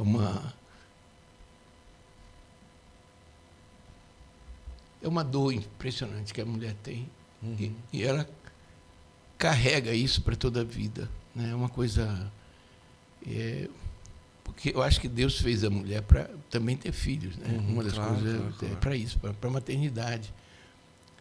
E quando ela faz um aborto, é evidente, são vários casos que a gente não pode julgar e não pode... São sempre situações muito difíceis, muito complicadas, mas isso marca a vida das mulheres para o resto da vida. É uma dor. Por isso que o mundo de hoje que nós estamos vendo, Quer dizer, ou a gente vira animal e a gente não se dá conta dessa dimensão, ou se a gente entra na humanidade verdadeira, a gente vai sentir uma grande dor. Então, não sei como é que vai ser para o futuro, mas às vezes eu vejo casos que as mulheres sofrem demais com isso, né? E é uma coisa que precisa que a gente perdoe as pessoas. Não tem, né? Então é bonito tantas coisas, vamos dizer também. Hoje eu vejo assim, a confissão serve para a questão vamos dizer, nós somos um mundo da sexualidade. Sim. Você pega um celular, você vê pornografia, tá direto, né? Então eu fico muito com relação a tem pessoas que não sabem ter relacionamento com homem, com mulher, é uma confusão, e na vida da pessoa entrou uma confusão imensa. E aí tem casos, não são muitos, mas casos cada vez mais de homens que se relacionam com, não sei, 15 homens no mês, vivem nos aplicativos de relacionamento, vivem também nos banheiros públicos. Então, e aí o cara vive nesse mundo, porque ele não consegue sair desse mundo. E aí o que acontece? Ele vai para confessar. E eu sei que não vai durar nem um dia, nem talvez horas, mas ele precisa que alguém, que Deus, que Jesus diga através de sacerdote, eu te absolvo, cara. Então, e os padres não entendem isso. Então diz a falta de vergonha, tem que mudar a vida, ele faz um discurso moralista. Entendeu? Tem que se arrepender, tem que ter uma total... Não. Perdoa aquela pessoa, ele precisa, para ele não acabar com a vida dele, porque o cara, numa situação dele, a vida dele está tão largada, tão determinada pela questão sexual, que parece que a única coisa que existe é isso. E aí ele vai lá, tem um momento de graça, e dizer, olha, Jesus te ama, cara, é apaixonado por você, do jeito que você é, cara, do jeito que você é. Então, eu acho que essas coisas são coisas que... Eu nunca, o problema é meu, tá? O Padre Pio era diferente de mim, com certeza. O Padre Pio era duro nas confissões, eu não sou duro, não. Eu nunca destruo a pessoa, nunca reclamo, eu aceito, eu acolho a pessoa do jeito que é, eu abraço, eu perdoo. É o meu estilo, meu estilo. Então, eu acho que é uma coisa bonita isso. Então, são os dois pontos que eu vejo na questão do aborto com as mulheres, que marca a vida delas. Impressionante como marca. É uma dor terrível. E há pessoas que vivem essa relação com a questão da sexualidade, essa mistura de uma confusão. E as pessoas sabem que estão... Por que o cara vai confessar? Desculpa, se o cara achasse que era a melhor coisa do mundo, a coisa mais... Ele não ia confessar. Ele não ia confessar. Ele vai confessar porque ele sabe que aquilo não combina com a humanidade dele, não combina, tem alguma coisa que não está... Então ele vai lá porque ele quer dizer, ele quer um lugar que diga para ele que ele não é aquilo, ele não é o mal que ele faz, não é o prazer dele, ele é amado por Deus. A confissão é para isso. E aí a pessoa muda com o tempo, muda. Se Deus quiser, se não mudar, eu não queria ser aquele cara, eu não queria ter aquelas contradições na minha vida, seria horrível para mim, entendeu? É isso, eu acho que é uma coisa, a gente tem que ter misericórdia com essas pessoas. Agora, hoje o senhor está com 64. 64 anos, fui dia 21 de maio, sou da véspera de Santa Rita de Cássia. 64 anos de idade, até que nível aquelas palavras de dizer, Cássia, é o seguinte, se lance, vá, você tem que experimentar, que Deus vai cuidar de você.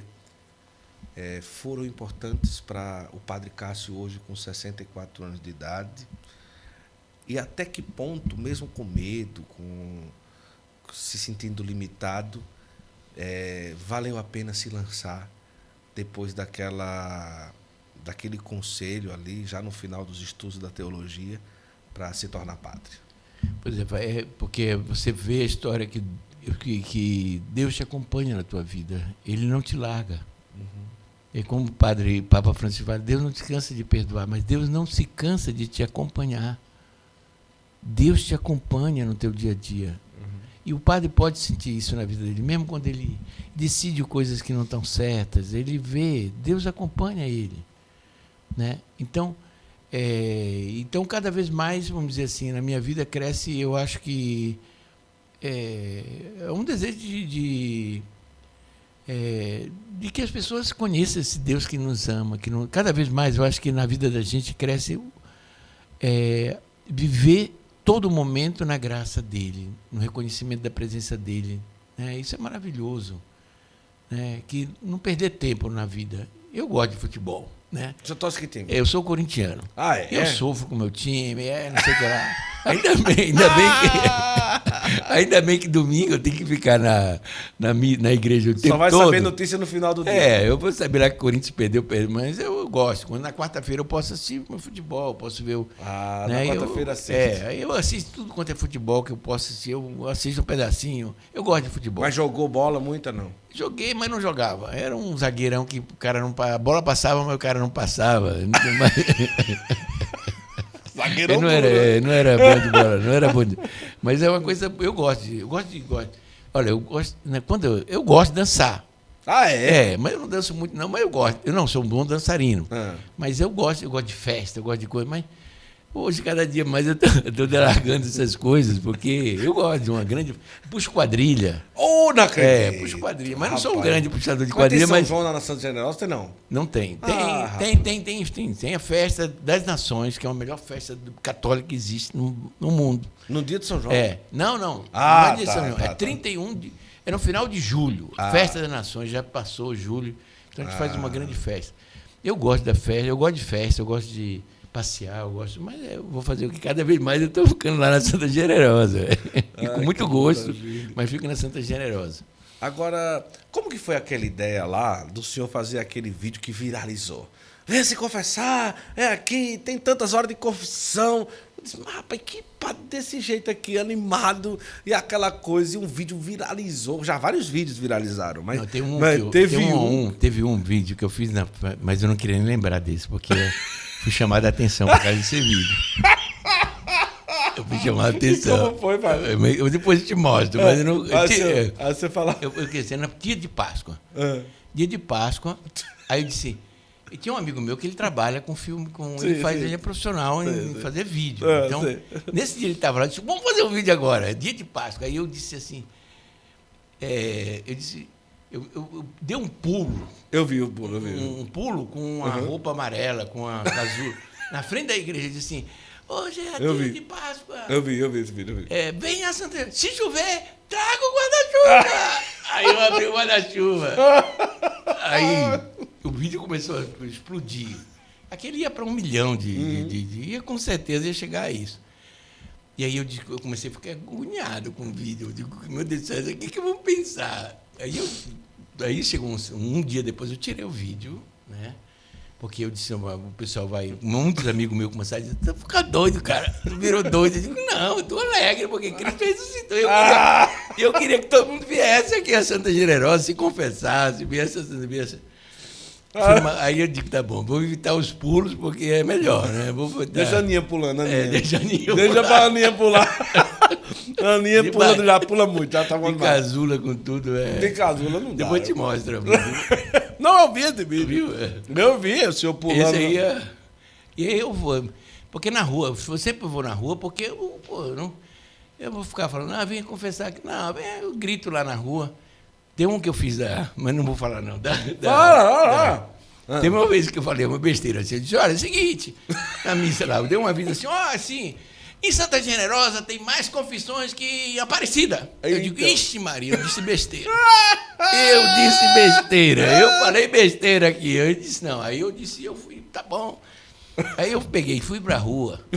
Aí eu fui orar o horário lá de Aparecida. Desculpa, não vou fazer crítica a Aparecida, mas eles têm 20, 30 padres para confessar, e eu vi lá que tinha das 8, das 7 às 10, 7h30 às 10, não sei, tem que olhar o horário aí. E depois das 14, 16 às 18, 17 horas. São 6 horas de confissão no dia. Aí eu peguei o meu coisa assim, disse, olha, tá vendo? Eu disse uma vez que em Aparecida, disse que tinha mais. Santa Geralda tem mais confissões que essa parecida. Olha o horário de domingo, olha lá. Aqui em Santa Geralda tem 12 horas de confissão. Viva Santa Generosa! Aí pronto, aí acabou as coisas. Vai fazer o quê? Aí o cara disse, você é louco, cara. Lá tem 30 padres. Tem 30 padres, mas não tem 12 horas de confissão. Sinto muito ganha nas dizer. Horas, ganha nas horas. Essa foi boa, viu? Ô, padre, que maravilha. Agora, durante a semana, sempre após e antes e depois das missas, sempre tem confissão. Durante a semana. 6 horas de confissão diária. Diária. Então, diária. E agora, a grande crise é o seguinte. Eu sempre digo que nós estamos numa grande crise. Porque nós temos 10 horas. Se eu fosse outro padre, eu tinha tirado já isso. Porque não tem gente, vai pouca gente. Certo. A gente confessa 30, 40 pessoas por dia, 50 pessoas por dia. Certo. No máximo 100. É pouquíssima gente. A gente tinha capacidade para confessar hoje em Santa Generosa 200, 250 pessoas por dia. E se tivesse 250 pessoas por dia, eu arrumava padre para confessar 1000 pessoas por dia. Se tivesse fiéis para ir para lá. Então, nós estamos numa grande crise de confissões. Eu coloco essa crise, primeiro, porque é uma teologia que nós fizemos aí, que era contra o sacramento. Tá? Eu não quero falar mal dos outros, da teologia que eu fiz, mas era uma teologia que não incentivava a vida sacramental. Então, nós temos uma grande crise. E os padres não incentivam as confissões, e a gente está vivendo essa grande crise, e eu estou tentando, e é engraçado, porque quando eu falo tanto de confissão, padres novos começam a pegar essa questão, entendeu? Começam a dizer, padre, tal. Então, começa a incentivar muita gente no Brasil inteiro para estar aberta às confissões. Mas o grande problema que eles vão ter é que eles vão abrir confissões e não vai ter gente para confessar.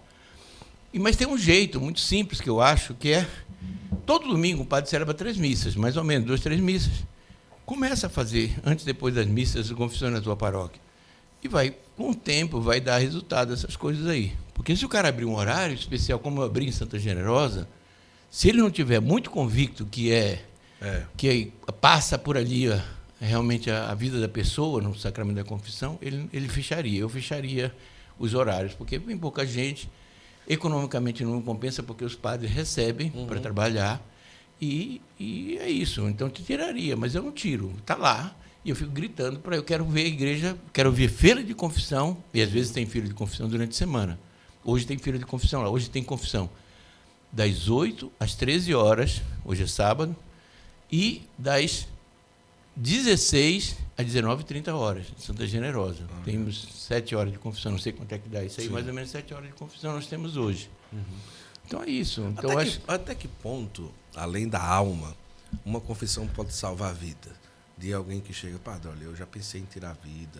Tem muitos casos assim, muitos casos de pessoas de depressão. Infelizmente, a questão de suicídio, de querer tirar a vida, é muito forte no tempo. Vem muito na confissão isso, vem muito na confissão. E eu acho que a confissão tem um grande papel para ajudar a pessoa a manter-se viva, né? Porque é o lugar onde a pessoa faz a experiência de que o divino está presente. Eu acho que é um dos lugares onde a pessoa faz mais experiência.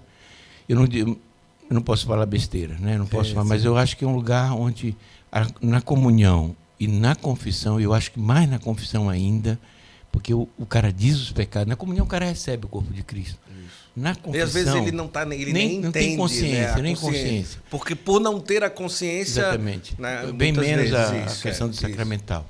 Mas na confissão o cara está arrependido dos seus pecados. Então ali ele externa, ele fala. A humanidade dele está viva, e aí ali é o lugar onde ele diz, não, Deus me ama, cara. Né? Eu vou contar uma história sobre isso, de uma pessoa que... Mas não tem nada a ver com confissão, de uma Ritinha. A Ritinha, não sei se você sabe, é uma menina que eu encontrei no hospital. Eu encontrei numa das visitas, uma chamada Vanessa, que era uma pessoa que era doente, que tem doença, tem lúpus, ela me apresentou a Ritinha. E eu fui no hospital, não era no meu hospital, 9 de julho, eu fui no hospital 9 de julho encontrar a Ritinha.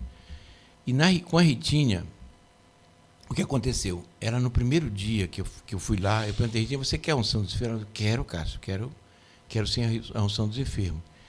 E ela me deu um quadro que ela pinta, um quadro com Jesus, né, ensanguentado. Ela fez um quadro e colocou lá esse seguinte escrito para mim. Padre Cássio, uma pequena lembrança de alguém que não tem nada para lhe dar, Mas a única coisa que ela tem, ela lhe oferece o meu sofrimento para a sua vocação, para a sua vocação. Então, ali, a Ritinha é impressionante, porque ali eu sentia o poder da oração dessa menina, que oferece o seu sofrimento para a salvação, para a minha vocação.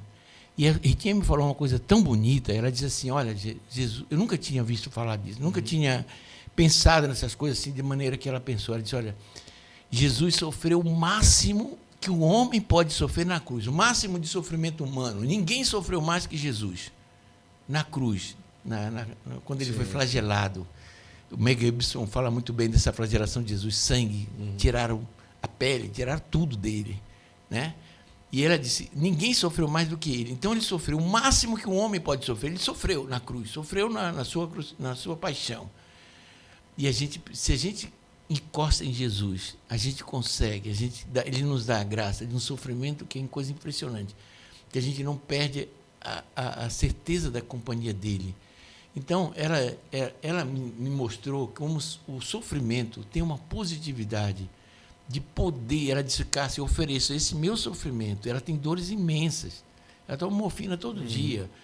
Então, ela oferece esse sofrimento para a minha vocação, para a vocação das pessoas amigas, das pessoas. E ela consegue uma grande graça por essa situação que ela vive, entendeu? Então, é uma coisa impressionante. E aí eu conto a história de uma amiga minha que eu conheci, que é de Macapá. Eu não vou falar o nome dela para não ter, mas ela me contou a história dela. Contou, outro dia foi conversar comigo e disse, olha, é uma grande amiga que ela faz parte da minha experiência do Comunhão de Libertação.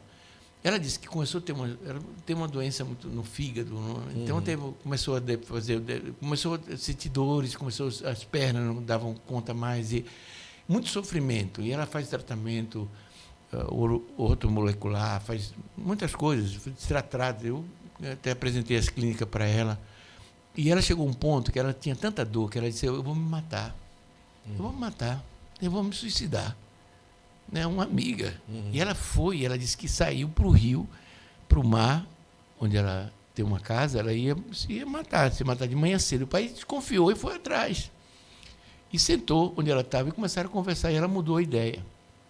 E ela disse assim, Padre Cássio, eu quero te agradecer por você ter me apresentado a Ritinha, porque ela conheceu a Ritinha pelas mídias, porque eu falava da Ritinha. Depois que eu escutei essa menina, eu comecei a repensar a questão do suicídio da minha vida. E se essa menina está no leito de dor e aguenta tanto sofrimento, eu não posso acabar minha vida por esse sofrimento que eu estou, que não tem comparação com o dela. E ela chorava falando essa coisa, obrigado, porque você me mostrou a Ritinha. Então, a Ritinha, ela tem essa coisa, ela fala, o sofrimento dela é tão grande, e ela toca a vida das pessoas, quem está em depressão, quem está... Então, trabalho uma coisa do outro mundo, entendeu? Então, Deus me deu essa... E ela disse para mim, no dia lá, ela disse assim, você vai trazer todo dia o amor da minha vida para mim? Eu disse, Ritinha, o que é amor da minha vida? Sabe o que é amor da vida dela? A Eucaristia. Eu disse, amor da minha... Jesus não é o amor da minha vida, mas é o amor da vida da Ritinha. Eu quero que ele seja o amor da minha vida também. Né? Então, para dizer assim, como que Deus coloca na minha vida pessoas... É impressionante, porque se o cara está atento à realidade, porque o problema do catolicismo é a encarnação, Deus se encarnou, cara. Então, qual que é o problema? É olhar. Se você está numa paróquia, você olha, você vê as necessidades, e você tem que responder às necessidades. Se você não responde, você é protestante, desculpa.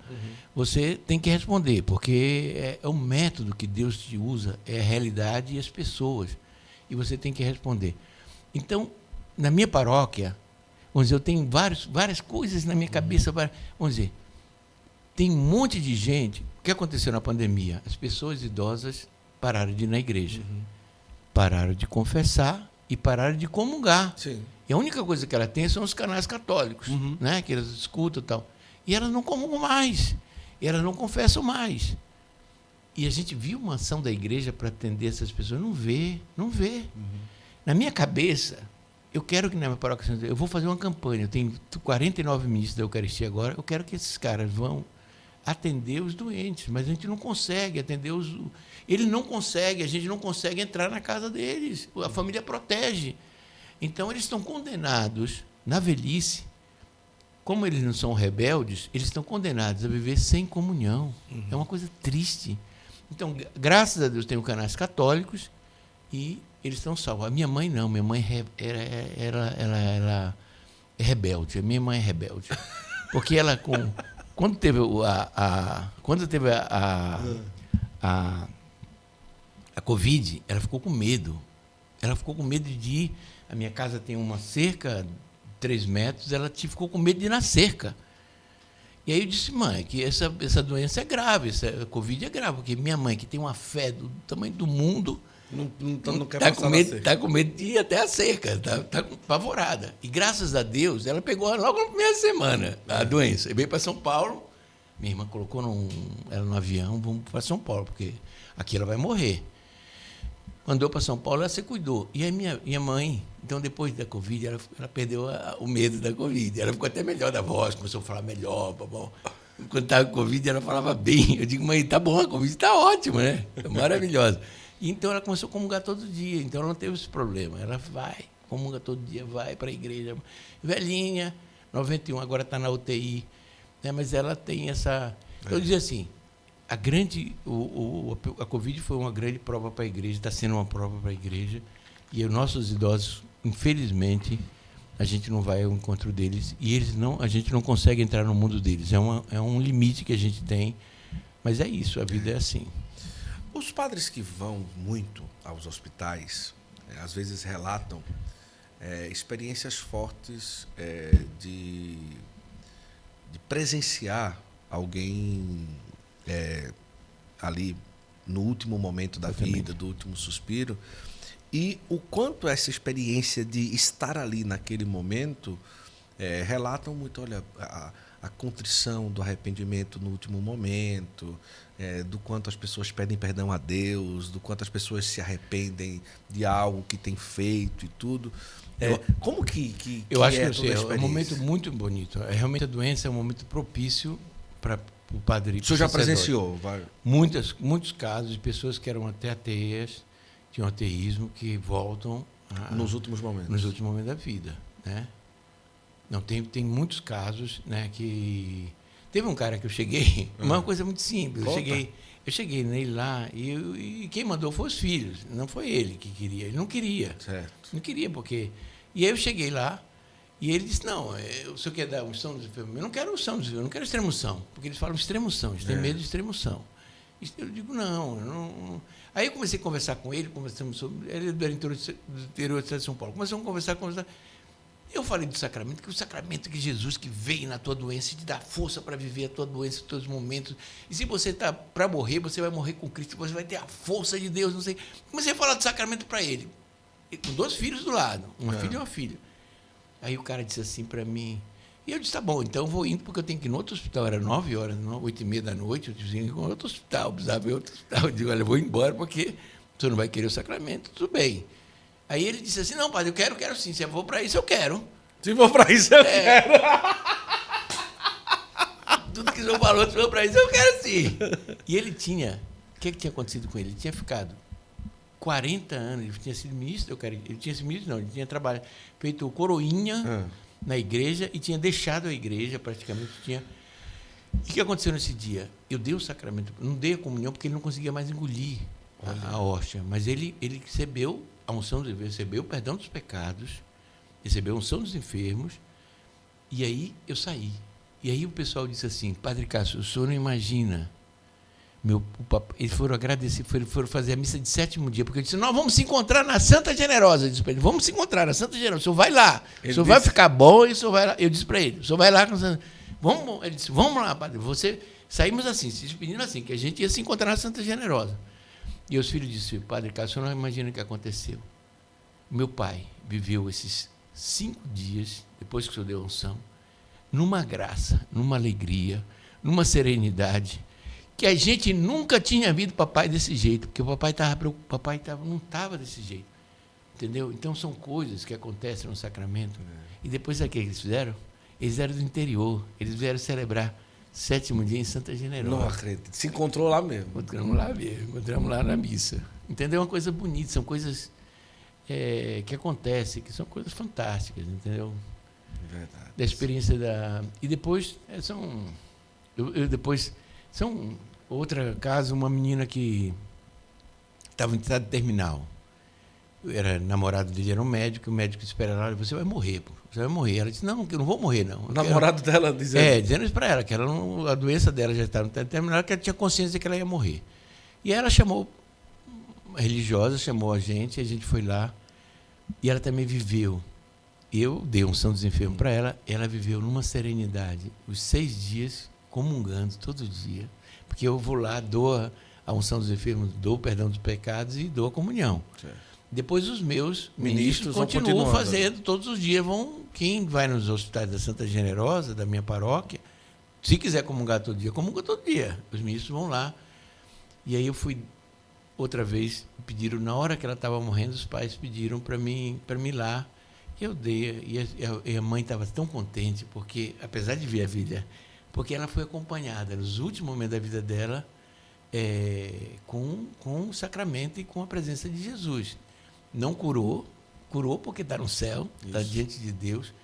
Depois eu tenho 2 casos que me aconteceram de pessoas que estavam demorando a morrer, e eu dei a unção dos enfermos para elas, e na hora que eu terminei de dar, com minha mãe estarei, cantei a música, a pessoa morreu, a pessoa se ajoelhou e me agradeceu, porque graças à unção dos enfermos, a mãe dela tinha se entregado a sua alma para Deus.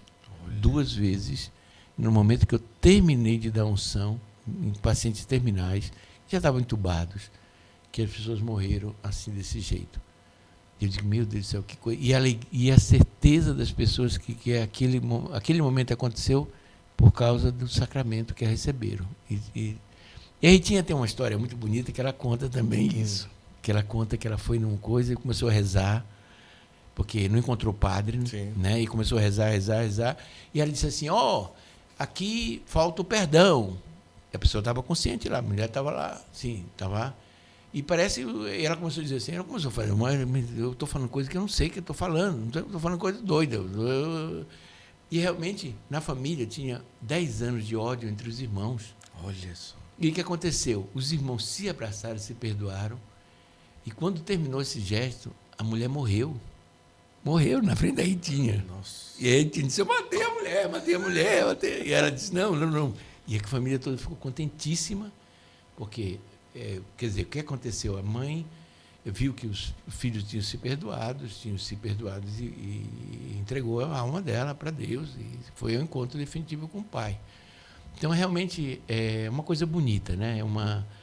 O triste de tudo isso, disso não, mas é que as pessoas, às vezes, brigam nas famílias, porque como é que o paciente vai atender, vai ver o padre, será que vai morrer com o susto do padre? Sim. Então, às vezes, tem uma briga tão grande na família que a gente não consegue dar unção dos enfermos. Eu digo o seguinte, quem é católico, quem tem uma tradição católica, quem foi na missa sempre, os velhos, nossos idosos, que participavam muito, pode pedir o padre para ir lá, que eles não vão ter esse problema.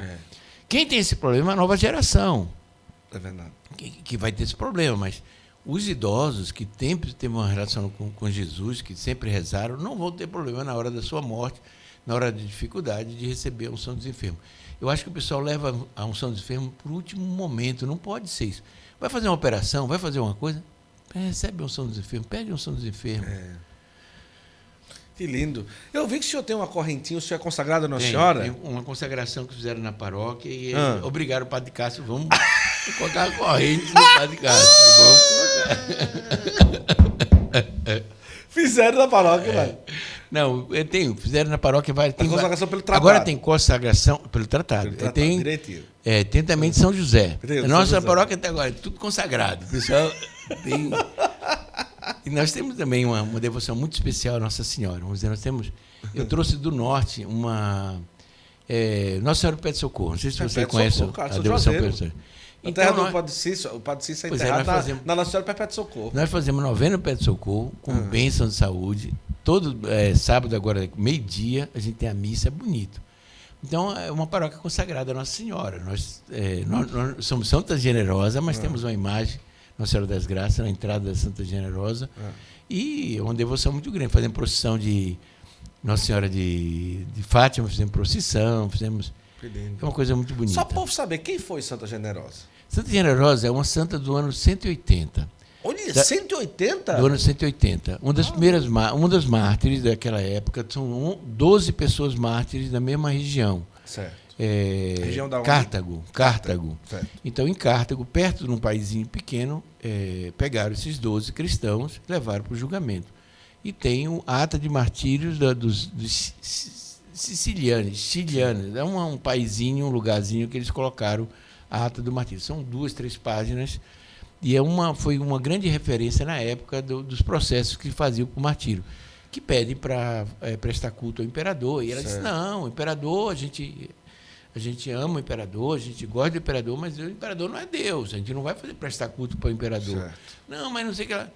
Então vocês vão ser decapitados. Então, tá bom, vamos ser decapitados, o que pode fazer? Mas não é Deus o imperador. E são decapitados os 11, e pega essas... Então, as atas do martírio serviu para muito tempo na igreja, para a história, para o período do martírio, e depois levaram para Roma e colocaram numa igreja, que eu não sei como é o nome da igreja em Roma, que está os restos mortais. E tem um pedaço do osso, né, uma relíquia em Santa Generosa, desses mártires, que eles dizem Santa Generosa. Tem uma relíquia que trouxeram, não sei a época do ano que trouxeram, e temos essa relíquia de Santa Generosa lá. Nós temos só 2 igrejas no mundo. Temos a Santa Generosa aqui e temos uma na Itália, numa cidade de Pontes, chama-se. Eu não conheço essa cidade, mas a igreja mais antiga no mundo de Santa Generosa. Então, são mártires. Não tem grande devoção, mas Mas, no caso, não seria uma pessoa, mas um conjunto de mártires. São 12 mártires que foram decapitados no mesmo dia. Mas e eles disseram que o resto mortais desses mártires foi para Roma, não sei que ano. Entendi. Então a história conta em tal igreja, e lá realmente se encontra esses restos mortais desses mártires, que era um lugar onde o cristianismo era muito vivo, e a história acabou. Quer dizer, praticamente os cristãos são quase nada, reduziram a nada. Isso é uma coisa que na história a gente sempre diz que Roma tem uma proteção especial, porque Roma, nunca a igreja teve uma interrupção do catolicismo em Roma. Na África teve. Embora a África tivesse um catolicismo muito forte na época de Santo Agostinho, mas com o tempo foi destruindo o catolicismo na África, no norte da África, e em Roma nunca foi destruído. Um professor meu fazia essa leitura dizendo: a gente tem uma proteção, Roma tem uma proteção, o papado tem uma proteção especial de Deus. A porta do inferno nunca vai prevalecer na igreja. Então, essa é uma certeza de fé que a gente tem. Muito bom. Olha só, Padre Cássio aqui no Santo Flow, e eu tô feliz pra caramba, foi uma conversa boa. 2 horas de conversa, padre. Tá certo. Olha, foi boa, hein? Foi boa, sim. Ué. E eu tô preocupado porque o padre celebra muita missa, né? Mas tá aqui hoje, dedicou esse momento aqui pra gente. Eu tô feliz pra caramba, tô muito feliz. E quero louvar a Deus por esse dia aqui. Padre Cássio, quero muito louvar a Deus por esse dia aqui. Foi uma conversa muito boa. E assim, a gente vai terminar de um jeito que não poderia ser diferente. Explique para o pessoal os horários de missa e os horários de confissão da Santa Generosa. Pronto, é a melhor forma de nós terminarmos. Semana inteira ou só do domingo? Semana inteira, vamos lá. Então, na segunda-feira, você tem todos os dias, de segunda a sexta, eu tenho 5 missas. Eu criei 5 missas. Tinha 2, eu criei mais 3. Todo quando eu cheguei. dia? Todo dia. Todo dia. É o exagero, mas é exagero bom. É exagero bom. Se eu pudesse, eu fazia mais missa ainda, mas eu não vou conseguir controlar tudo isso. Eu sou um padre único, eu tenho que pedir ajuda dos outros padres. Então, eu preciso de...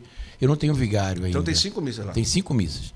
8 da manhã, às 10, 12, 15 e 18 horas. Certo. A igreja abre às 7 horas e fecha às 20 horas. E eu fecha tenho... às 20 todo dia? Todo dia. Todo dia, de segunda a sexta. Segunda a sexta. Segunda a sexta é assim. Certo. Aí eu tenho confissões das 8h30, logo após a missa das 8, certo. das 8h30 às 10. Certo. porque tem missa 10 também. Então o padre que faz isso faz até 10.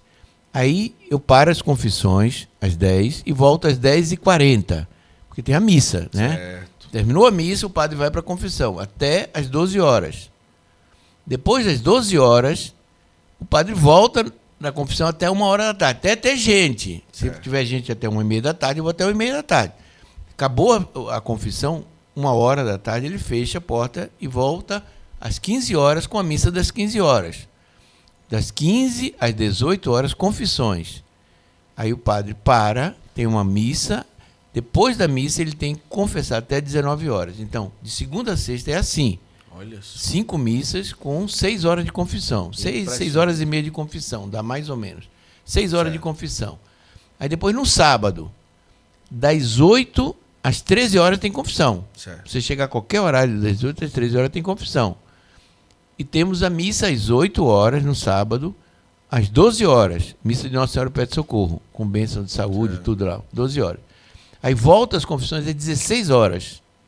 Então, até às 13 horas. De 13 às 16, 13 volta às 16. Volta às 16 horas as confissões. Volta às 16 e vai até 19h30. Aí eu tenho missa às 17 horas e 18h30 horas. Olha que coisa. 4 missas. Mas eu tenho uma missa no hospital às 16 horas. No Hospital HCO, que fica do lado, que é a missa paroquial. Certo. Então, missa que vale para o domingo. Então, 16 horas lá no HCO.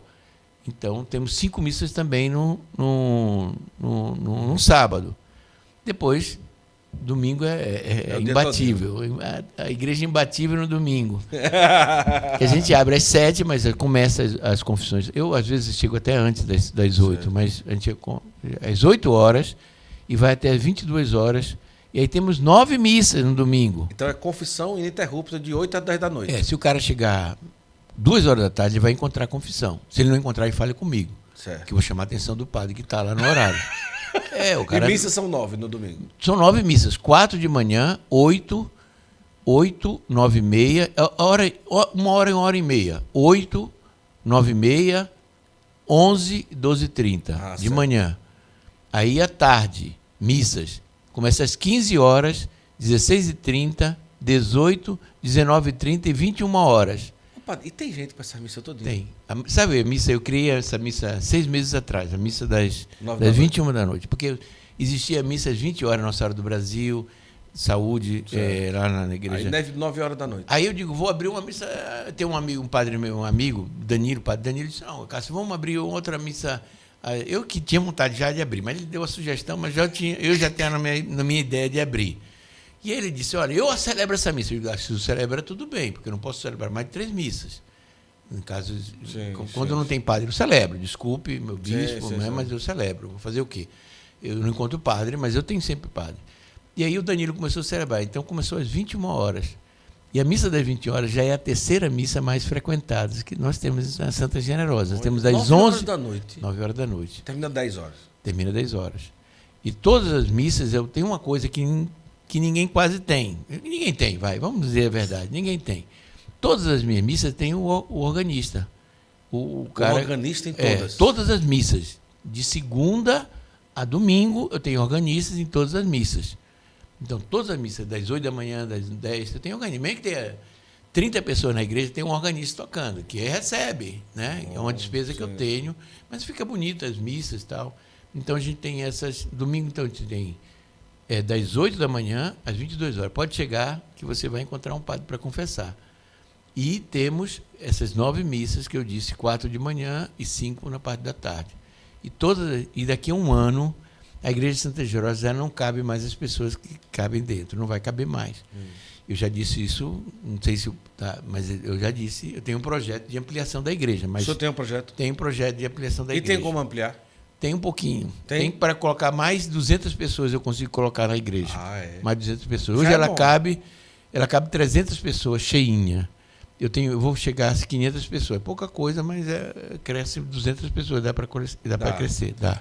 Agora, do ponto de vista paroquial, a quantidade de missas, confissão, essa força de atendimento e sacramento, até que ponto isso reflete na vida financeira de uma paróquia, na opinião do senhor? Vamos dizer, nós, não sei qual a pergunta que é, mas é o seguinte... No sentido assim, isso reflete, por exemplo, em dízimo, em oferta, em doação. As pessoas reconhecem isso? A gente tem uma... Eu cresci na pandemia 30% da minha receita. 30%, 40%. Certo. Não, dobrei a minha receita. Certo. Eu 50% cresceu. Eu dobrei, não, 100%. Eu dobrei. Depois que eu cheguei na Santa Helena, dobrou. Certo. A minha receita dobrou. Eu tenho mais despesas. Isso, eu tenho muito mais despesas, porque eu abri mais coisas. Muitos padres, muita coisa. Eu digo assim, do ponto de vista financeiro, eu não preciso de dinheiro, vamos dizer assim. Eu não preciso do seguinte, eu não faço campanha do dízimo, eu preciso retomar minha campanha do dízimo. Vamos dizer, eu tenho os projetos de fazer um prédio junto com a construtora de 770 metros, mas se eu fizer uma outra coisa que eu estou pensando em fazer, eu vou ter mais 400 metros, eu vou ter 1.000 e poucos metros de área para salões paroquiais, para a estrutura da igreja. Então, vou ter muita coisa lá. Então, eu vou precisar retomar uma campanha, certo? Retomar uma campanha. Mas para o sustento mensal ali normal... mas a igreja, quando você... Porque eu também estou num lugar privilegiado. O que eu estou fazendo, o meu trabalho que estou fazendo, do ponto de vista financeiro, eu posso pagar todos os sacerdotes da Espórtula, todo mundo que vem trabalhar lá, e nós temos um superávit, todo mês nós temos. Porque o pessoal reconhece. Agora, se eu quiser qualquer coisa, eu pedir para as pessoas não dão. Porque ela reconhece o trabalho que eu estou fazendo na paróquia.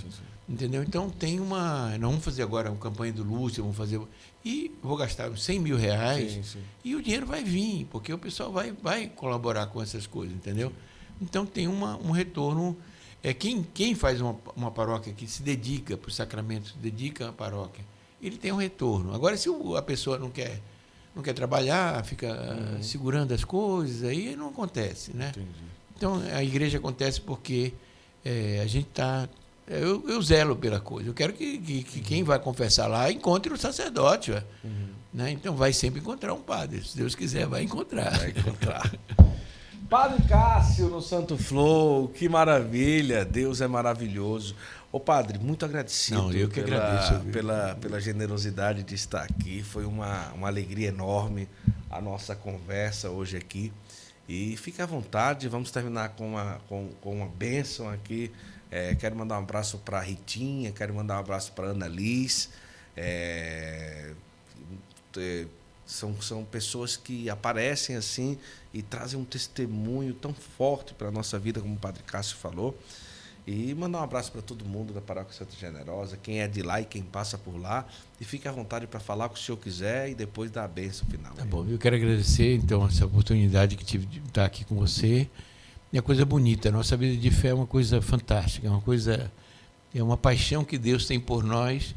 E corresponder a essa paixão de Deus é uma coisa que faz a pessoa feliz, né? Com todas as contradições, com todo o pecado que a gente carrega. Então, a vida de fé é uma coisa do outro mundo. É uma coisa, Deus que é apaixonado pela gente, e a gente precisa saber, né? Reconhecer essa paixão de Deus para cada um de nós. Então, digo essa coisa... E esse é um modo, né? O meio de comunicações, as redes sociais, é um modo para as pessoas se dar conta disso também, esse momento de reflexão. Então, eu queria agradecer de coração e que Deus abençoe vocês, né, nessa propagação da fé, nessa certeza do amor de Deus na vida de vocês. Então, eu queria agradecer e que Deus abençoe, que a gente possa... eu queria também dizer para os padres jovens, os padres, não tenham medo de colocar os sacramentos, de sempre estar à disposição das confissões. É uma coisa bonita. Deus vai dar muitas graças. As procissões, Santa Generosa, nós estamos inaugurando tantas procissões na Avenida Paulista. Tem um lugar próprio, bonito para ir, a Avenida Paulista. Então a gente faz sempre procissão na primeira sexta-feira do mês, procissão do Santíssimo. Então é um incentivo. A fé precisa ser vista, precisa ser, né? É como, desculpa, não queria comparar com um time de futebol. Precisa ter torcida, precisa ter, né? Precisa a pessoa vibrar pela sua fé, como o pessoal vibra pelo seu time. E é uma coisa bonita. Então, não ter medo de tornar pública a nossa fé. Então, é isso que eu queria agradecer e que Deus abençoe vocês, dê muitas graças. Amém. Amém. Muito obrigado a você que esteve conosco. E agora eu quero pedir para o padre dar a bênção final aqui da nossa conversa. Vamos dar a bênção. O Senhor esteja convosco. Ele está no meio de nós. Abençoai, Senhor, esse vosso Filho, dá-lhe todas as graças e saúde e conduzir sempre na alegria do vosso amor. Por Cristo nosso Senhor. Abençoe-vos, Deus Todo-Poderoso, o Pai, o Filho e o Espírito Santo. Amém. Amém. Obrigado a você que esteve conosco e até o próximo Santo Flow, se Deus quiser. Tchau, tchau.